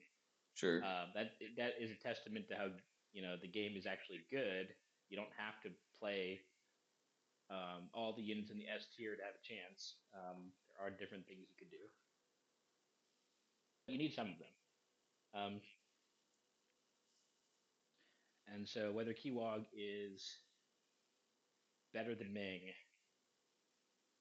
uh, right now I don't quite know. I mean, Ming did get buffed in her HP, and that was pretty fantastic for Ming. I think before that she was just kind of your average S tier unit, but now she's quite strong. Uh, Keywog has not really received any buffs. He's only received nerfs. And again, I don't think we've played enough games in order to find out the truth of exactly what can beat him and when. right. So Uh, I don't know, but I would let put me neither side, I guess. let me posit it to you this way.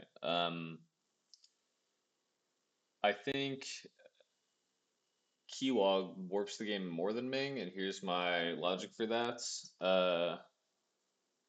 Ming just existing on the map is not a threat. Ming existing at a particular location is a threat, Mm-hmm. and it's a very potent threat. Now, Keylog existing Mm-hmm. on the map is already a threat, and you need to start playing around it. Do you Mm-hmm. agree with that? I do. I think he's more game meta defining Than Ming? than Ming, but I don't know if he's better. Like True. depends what we really mean here. Yeah, yeah, yeah. What does strong mean? Yeah. So I think just so Burns sees Ming and nerfs her, maybe we just keep him below Ming. I mean, I already took a peek at Burns's tier list. I took a peek just to see him put Ming as at the top of S tier. So I mean, like he's aware of this. It's not like a secret. Okay. Um, but I mean, he didn't really think long and hard about his tier list. He just kind of banged it out in less than 30 seconds. So, that, that's fine. Okay. I guess the other problem would be where you put Brain because I mean without Brain Keywog can't really play at all and Brain could I mean I think Brain could be used outside of Keywog comps. So that's an interesting question there. I think so Is too. Keywog just trash and Brain is good?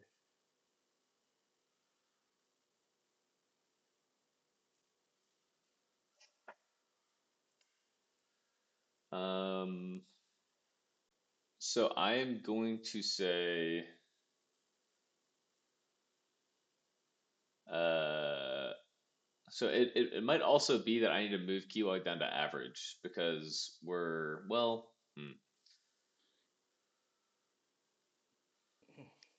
yeah, see, this is where like the specific definitions of the tiers are really need to be uh, understood closely. So found in strong comps. Yes, brain is found in strong comps, but it also has a conditional use case. However, I think what you're doing is you're giving one tempo to stop functionally in a non-keyword comp. You have a way to save your An. And given how powerful Iceland and Riker are, I mean, and even Ming at threatening An, I don't actually think keeping An up long term is ever an actual possibility. I think every single strong comp will be able to threaten down An, and you will not be able to protect her.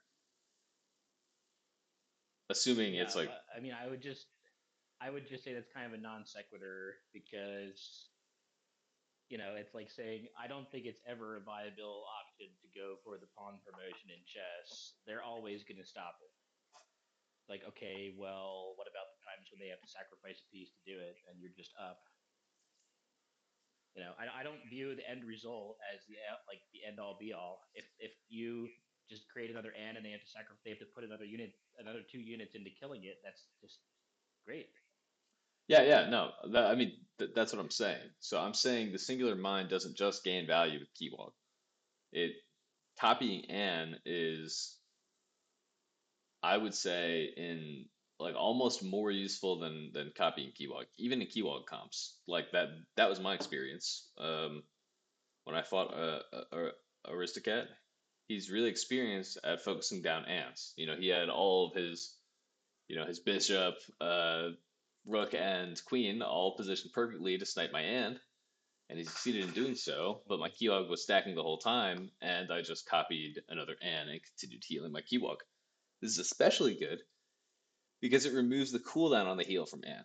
So if you know your Anne's going to die, you get a heal off, they kill the Anne, you make a brain, you immediately heal the next turn. You get two heals in 3 turns. And if they're both AoE Yeah, heals, that's very impactful.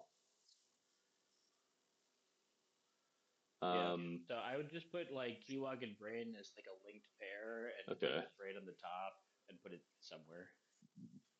Personally, Yeah. I'll put them lower than me, probably, and above okay. Riker and Iceland.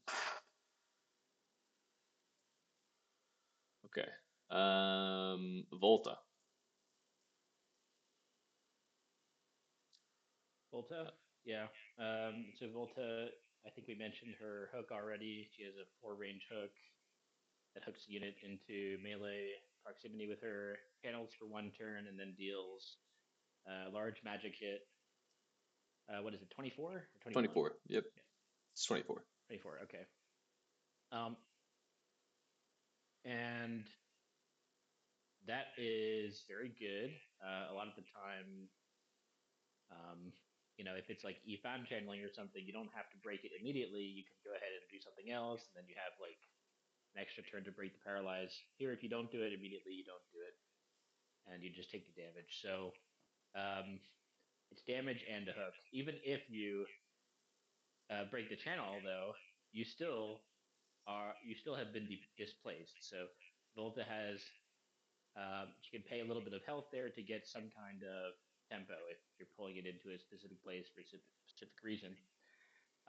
She's also got the drones. So you place down 2 drones in one action, and that can be up to 3 range away from her. But the placement is a little bit restricted. So you have to target a square that is in one of the 4 cardinal directions, up to 3 tiles away, and there has to be space to place drones um, to the left and right of that square, 2 squares away. Um, Otherwise, you simply place one drone, and if there's other drones it can link up with, that's fine. It can create a laser zone where things inside it take damage. Otherwise, if you only put down one drone or no drones, it does nothing. And so there's a little bit of restriction on the targeting, but it's still a very powerful ability. You can charge Keywog with it, right? One action, and then it keeps going indefinitely until one of those drones dies. Hmm. Um, it can do chip damage to enemy units. So if you can place it on a turn where an enemy needs to do something else, can't go ahead and kill the drones, then you're just starting to accumulate some damage to other units. You can even put it down proactively. Just here's my drone, deal with it. I'm stacking my keywog back here. If you take an action to kill the drone, you might even only kill one of those drones, and you've taken a full action to deal with half of whatever I just did. So the action economy on Volta is very good. The only nerf that's been done to her recently is that she lost some magic resist, but her main draw is her um, physical resist, which is the highest in the game, 20%. Yep. On any unit. And yeah, and highest, yeah, even compared to Garrick, it's higher, much higher actually. And what is her base health? Is it 42 now? 44, I think, still, unless I'm mistaken. It's Okay, 42. Okay, no, it did get nerfed. And she's a 25% block chance. and 25% block. Yeah. So um, this unit is very funny because it is a magic damage dealer with high physical resist, and it's excellent in defensive comps where you're hooking things to your sentry. Sentry. It's Yep. excellent in Yep, it's excellent in defensive comps where you're hooking, where you're trying to stack a Q-Wog. It's harder to use on offense because of the limitations with the targeting. Um, but you can even use it as like kind of an offensive option in your defensive comp, like I said, by hooking things into your tower. So it is very good. It has a suite of good options and good defenses on top of that. You can't really say anything bad about Volta.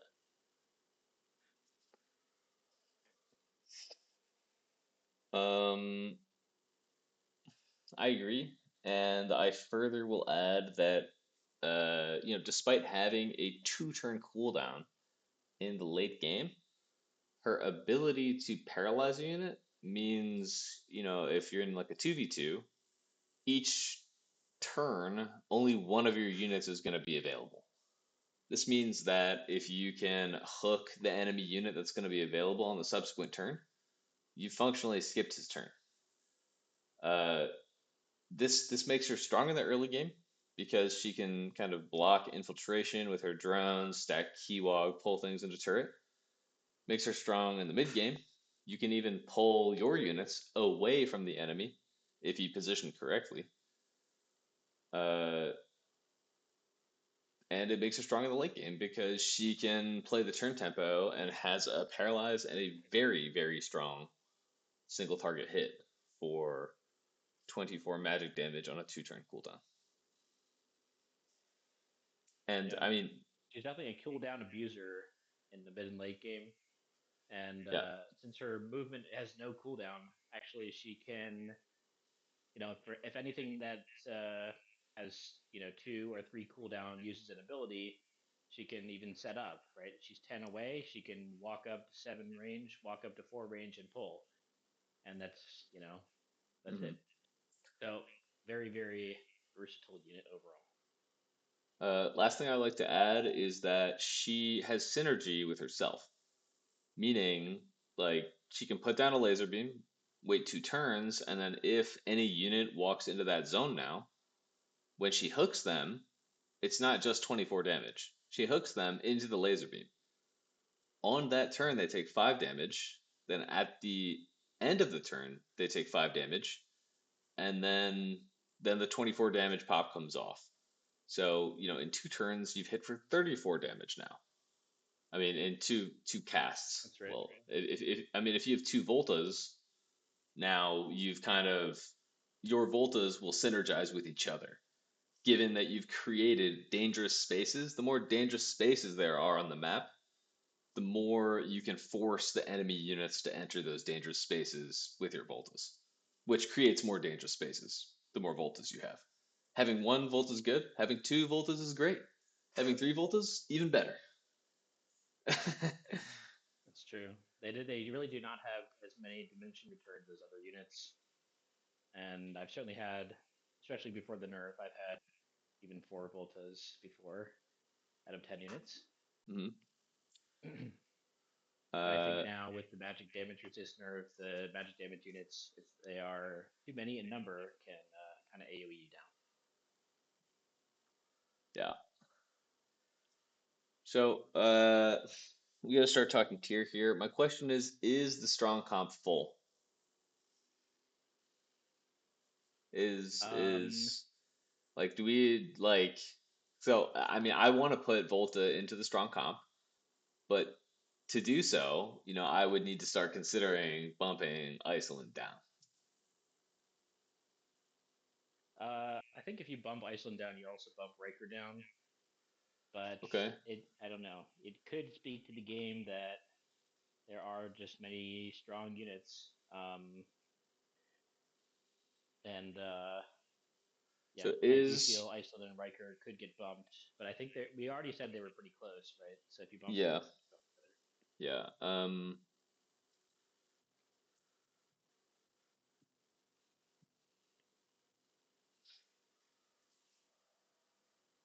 Trying to think if the total value of a Volta in the strong comps is more valuable to those strong comps than an Iceland or a Riker. And again, we're focusing on one right now. So having one Riker is nearly essential. You can go without having an Iceland. We we we can agree on that. I mean, I think for that reason, Um, you can break them up.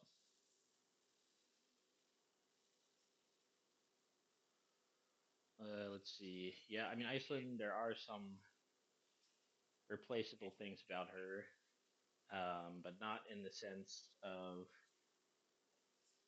I'd say she's probably like the best aggressive mage. So if you're going like 9 Iceland or something, and Yeah. do 9 of something else, that's just going to be weaker.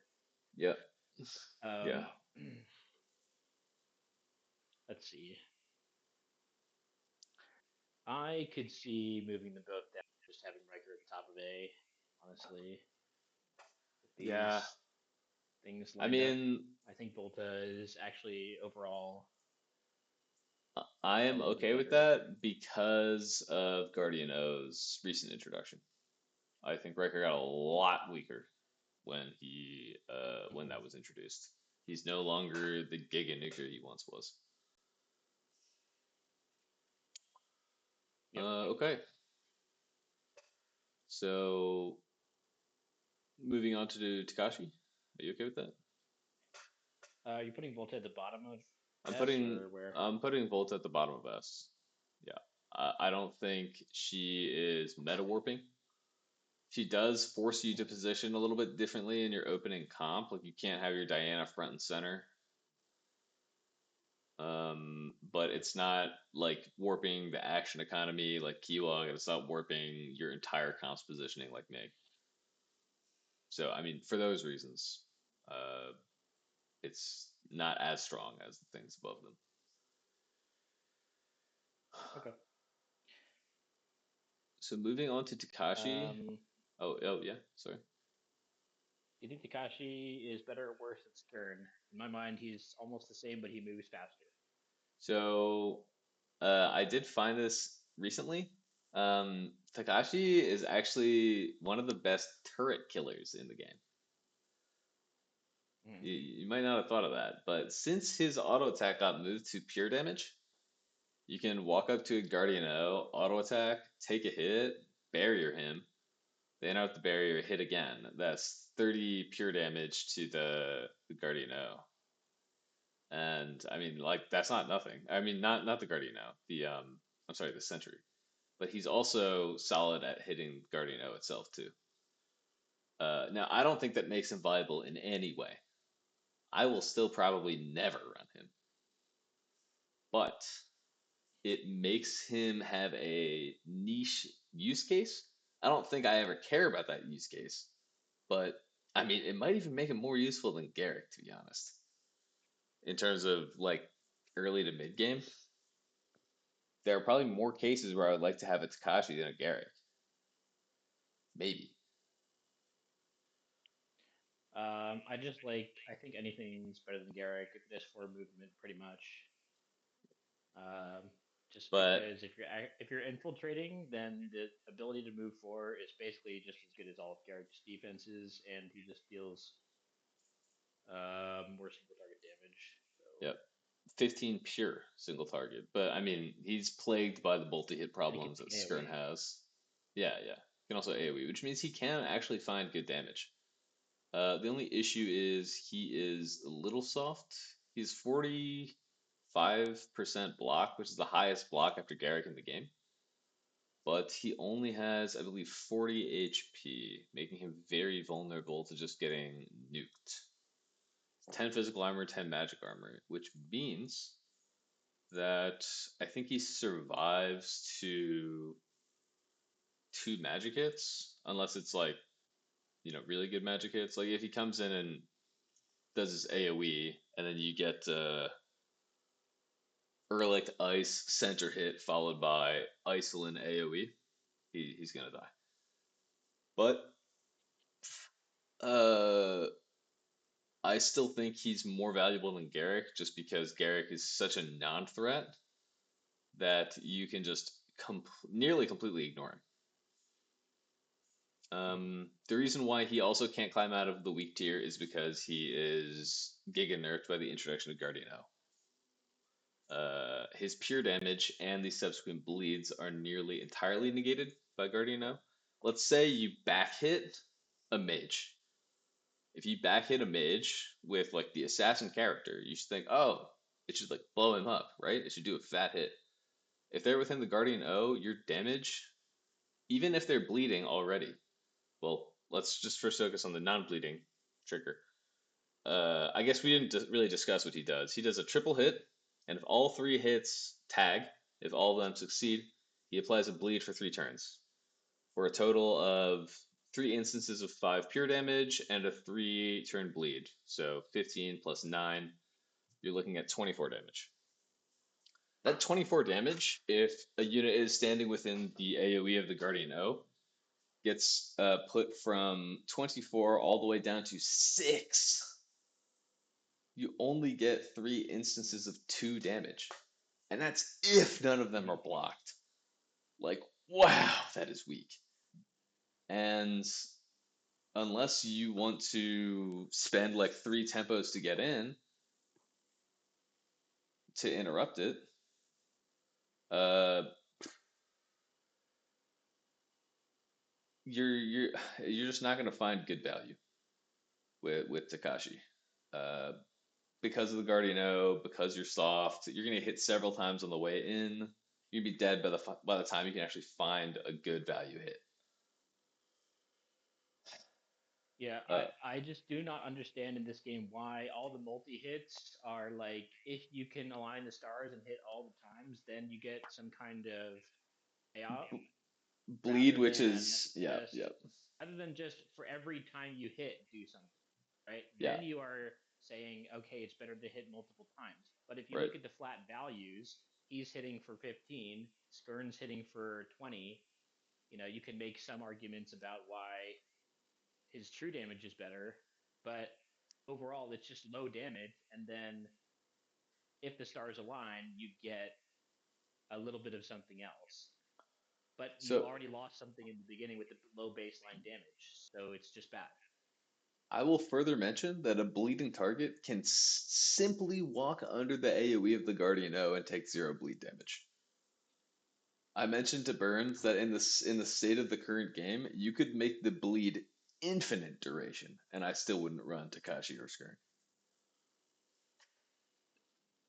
Yeah, duration. I mean, duration for bleed is always bad because Well. Now I'm then just the saying. I'm unit just gets saying. hacked multiple times before it dies anyway.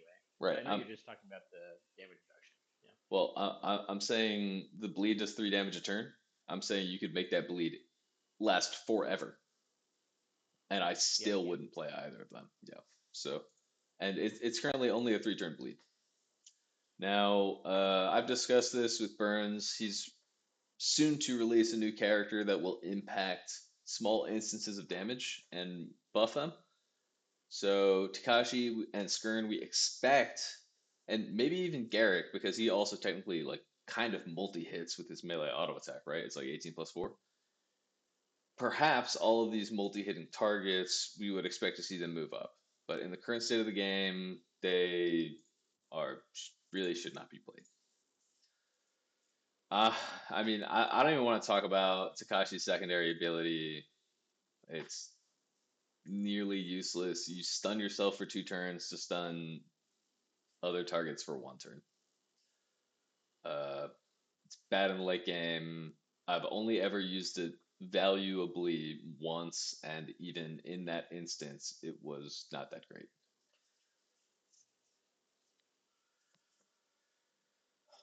It needs like So a he's a four range. Yeah, yeah, or a yeah. week. Oh, I'm putting him a week. Top a week.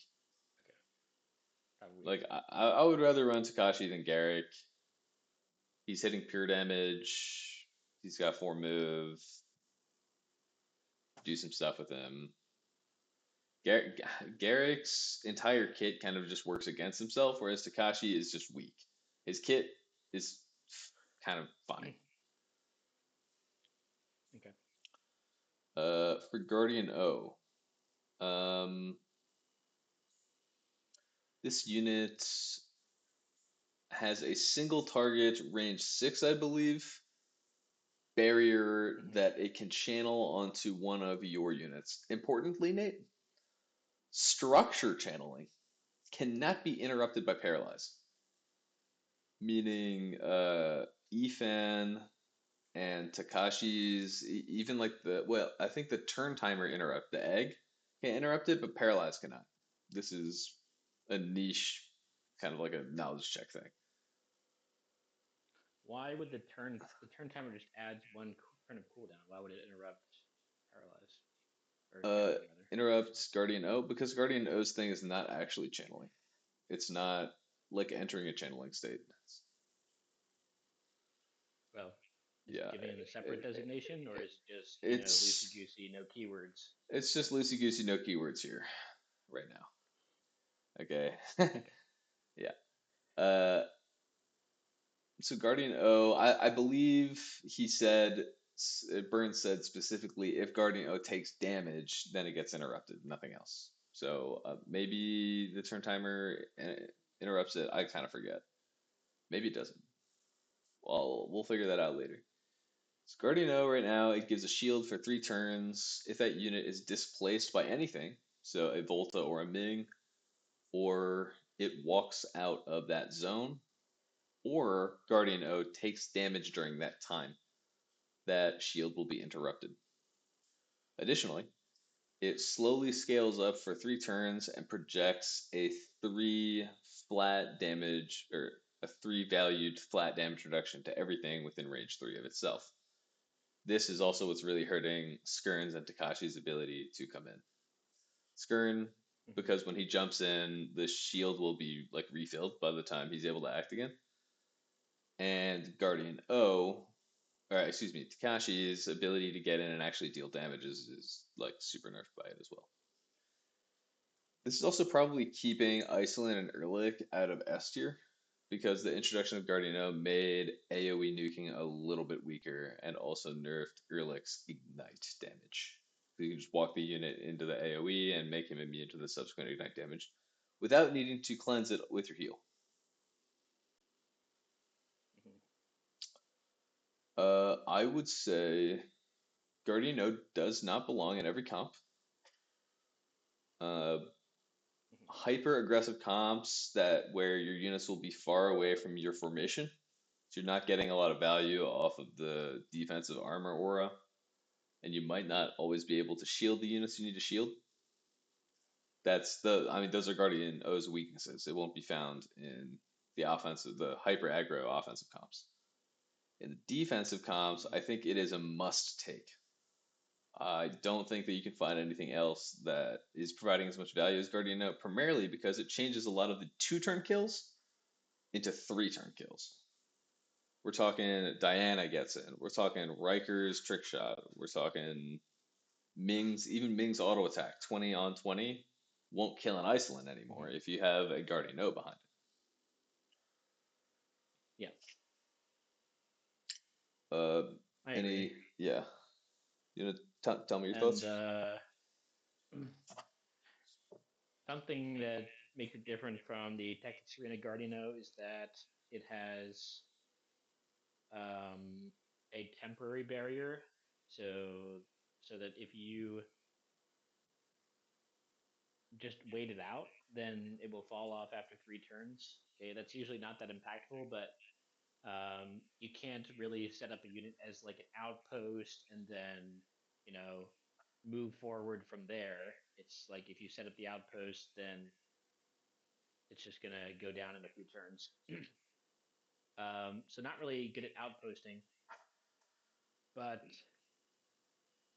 the barrier will persist even if your unit casts, I believe. So if you can set up something like we were talking about earlier with Yvan, you can set up something where the barrier will persist even though you're casting. That is different. This time it only, or in this game, it only goes down if you move that unit or if the guardian is hit. So that's nice. Got the AOE flat damage reduction that stacks up to three. I believe Burns' intended counter to that was the Ehrlich, where it could just ignite and then your Guardian would be turned off. But again, So, it takes an even action and just not use the Guardian and just do other things. So, or even right. heal, and healing cleanses all ignite. So even better than that, you can just put a Volta laser on it, and then Yeah, it's occupying the center tile, which means there's no ability in the game that can destroy both drones because you'd have to be able to jump on that tile with the screen to destroy them both. So when they inevitably destroy that drone, then because they want to use their barrier, now you can double lightning through their composition with another Volta cast. So it's honestly, yeah, yeah, like Volta is just out of control with the action economy on this one. it's true, it's true. So I do think it's good in defensive comps. I think in like your average comp, it's pretty replaceable. It doesn't really confer any advantage that other things couldn't do. Whether it's just dynamically having another attacking unit instead of it, it doesn't make that big of a difference. But in defensive comps where everything is tightly packed, you would want it to mitigate AoE and you know have those breakpoints in your favor so you can get more heals going. Um, let's see. As for tiers, I don't think it's that meta warping, really. Don't think I would put it in S right now. Is it average? I mean, it's probably better than like Diana. So, whew, this might be our biggest disagreement because I might even put it above Riker. It is that good in defensive comps. Uh, Uh, okay. I wasn't so much looking at the rest of A tier here. I just looked at the bottom and I thought it's better than Diana, so it belongs in okay, A. so I mean, Let's see. well, I'll discuss, why I think this is the case. So, Okay. in any matchup, both sides are looking for a kill on the opponent's end, and no entity in the entire game helps keep Anne alive better than Guardian O. Hmm. Buying an extra turn means buying an extra heal. The armor makes, let's see, what is it, 32 HP? This means that two Riker shots only does 30 damage, which means you're left with 2 HP. So it's favoring your breakpoints as well. And Hmm. I mean, they'd have to waste an additional Riker shot on your barrier, either to interrupt it or to interrupt interrupt the barrier or interrupt the aura. But my point is, and let's see, does it change breakpoints for Iceland? I don't think so, right? It's, well, if you're only able to side hit with it because it's like max range, it does because it's 18, which gets reduced to 3. I mean, which gets reduced to 15, and then it's again 2 hits. So the two best units at pressuring down and are like actually the turn timer is changed just by having a Guardian O. And that's not even wasting a tempo. That thing just charges up on its own. Yeah. And then, I think that's true. I do think there's another unit that can protect and just as well, and that is Singular Mind. yeah, well, Uh, that's why it's an S and tier. Singular Mind also does many other Yeah, things. So right. I believe that is at least an argument for putting it in A. But notice that all of the units that you're talking about needing to protect against are the units that you're trying to put it ahead of. So I think they're all fighting for that same initiative, that same edge in the game. Riker, Iceland, and Guardian O. They're Yeah, all playing that same game. right. I mean, those three Uh, characters, yeah, they interact a lot. These ones, these three specifically. Yeah. So I don't know. I mean, would you take Guardian O over One Sentry? Riker. Yeah, I would because you can use Guardian O in an offensive comp or in a defensive comp, and a I'm saying in a cent defensive comp, would you in prefer a Guardian defensive O over comp. Sentry? Uh, I think I would. Yeah, I think I genuinely would. So in terms of keylog stacking, with 4 Volta, you can actually stack keylog faster without using Sentry than with using Sentry. Okay, Eh, well that would be an argument to not use Sentry. Or oh, you're saying you could attack it yeah, faster without Sentry. Okay. yeah. And so and if we're talking about defensive comp with keylog, right? That's an argument against using Sentry. And Guardian O keeps your keylog up a little bit longer. And also in the late game turns your keylog into a giga tank. So for keylog comps and defensive comps in general, Guardian O provides a lot more difficulty to melee units trying to come in, and also AoEs in general. Furthermore, Sentry, it's got a 3 turn cooldown. Guardian O, it just works. It just works. You don't even have to do anything. It just turns itself on and is a harassment to enemy damage and tempo because they have to waste a tempo to interrupt the aura. It's like you get free HP, and I mean, if you think about it this way, it's like a free 6 HP on all your units. Free. And then also Yeah. you have this convenient barrier ability now. In a defensive comp, that's what it's offering, which is very significant. So it's definitely going Yeah. above I Sentry mean, for in me. terms of action economy, it's even better than Volta in that regard because it's zero actions to get value rather than just Exactly. having leftover drones after you've taken actions. Um, and I do not like the argument that drones have a counter, you can just shoot them down, or Barrier O has a counter to its aura, you can just shoot it. It's like, well, it didn't pay anything to get that, Hmm. so Yeah. you know, It it's just emanates a I win zone.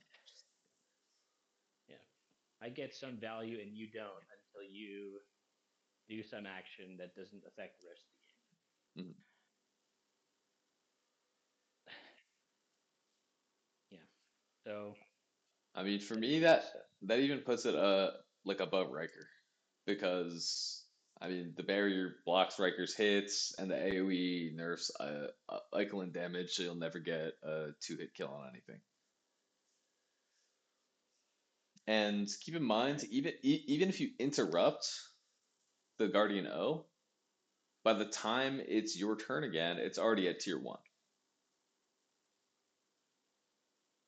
So Well, that it's picks up like at the end of your turn. yeah, I mean, so I guess it wouldn't matter. It's still so before the you end, but you you attack my Guardian O. I take my turn, and then at the end of my turn, it goes up to tier 1. Now it's your turn, and it's back. It's already tier 1 on your next turn. If I have a unit right next to my Guardian O, that unit will already have 1 armor, even though you just interrupted it. Like that's yeah, crazy.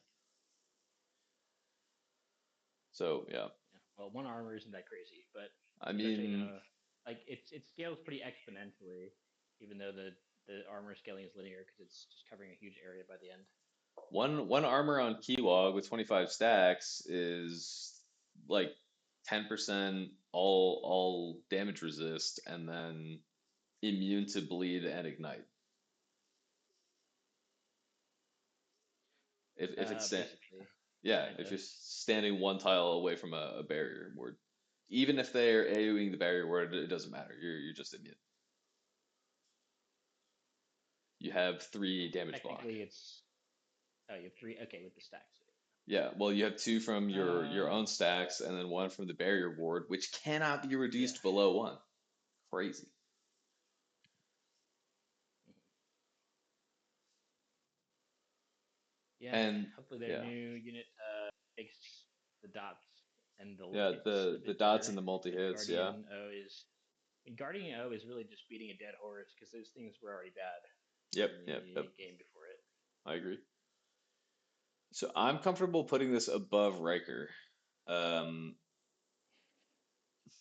it has so many Okay. uses, and it forces so much.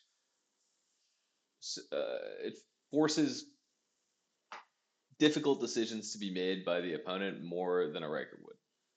I think you can even run one Guardian O and no Riker, and it will be difficult to deal with. Yeah. Um, Okay.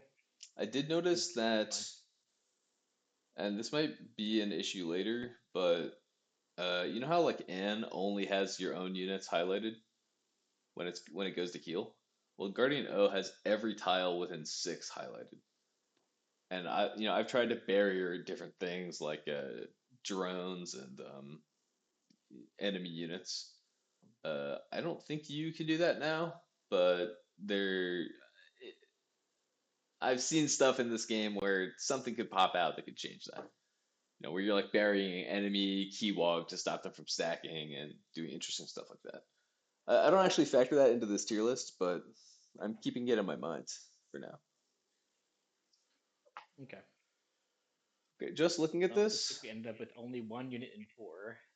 I I think that's guess, fine. you or Burns might argue for Diana in four, but I think she has enough different things that she does, albeit only in certain uh, matchups or in hmm certain hmm stages of the game, that I think she still merits a position in A. I think in a like a double aggro comp, she's pretty strong. Wherein, you're looking at people running Ming, Riker, Iceland, Ehrlich, like single hitting men, maybe a Garrick or two. And no sentry, she can perform pretty well because she can get in there and you literally have to hit her six times. And if you have to hit her a full six times to kill her, uh, that is a lot of tempo you're wasting to actually stop her from getting in. Yeah. So it's kind of more of a check on the enemy composition to see if they are prepared to deal with a Diana than like an always take, which is why I think she belongs, where she is. I don't think she's been misplaced. Nice. All right. Well, that I think wraps it up for the Yeah, current units. that concludes it. And this is for patch 1.0.75. So we will perhaps do subsequent iterations on this tier list as the new changes roll out. Yeah, I do want to see Takashi and Skirn at least getting out of the weak tier, as well as Garrick being a little bit more threatening, for certain. Yeah, I'd like to see Garrett get his 4 damage back, regardless of whether he's AoEing or hmm hmm not. Skirn and Takashi. I just want Skirn to have Garrett's passive, really. Switch that over, Yeah. as I've said several times. Maybe make And Garrick be Takashi, I don't able. know, improve his egg or something. Give Garrick be able to full value block from the sides and half value block from behind. There we go. Now he can infiltrate.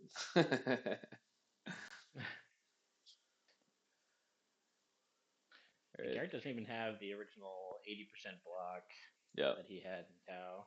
What a shame. hmm Like, it's still the worst stat in the game, but he didn't even get that. Okay. Well, All right. that concludes it. This is Rebirth Warelephant,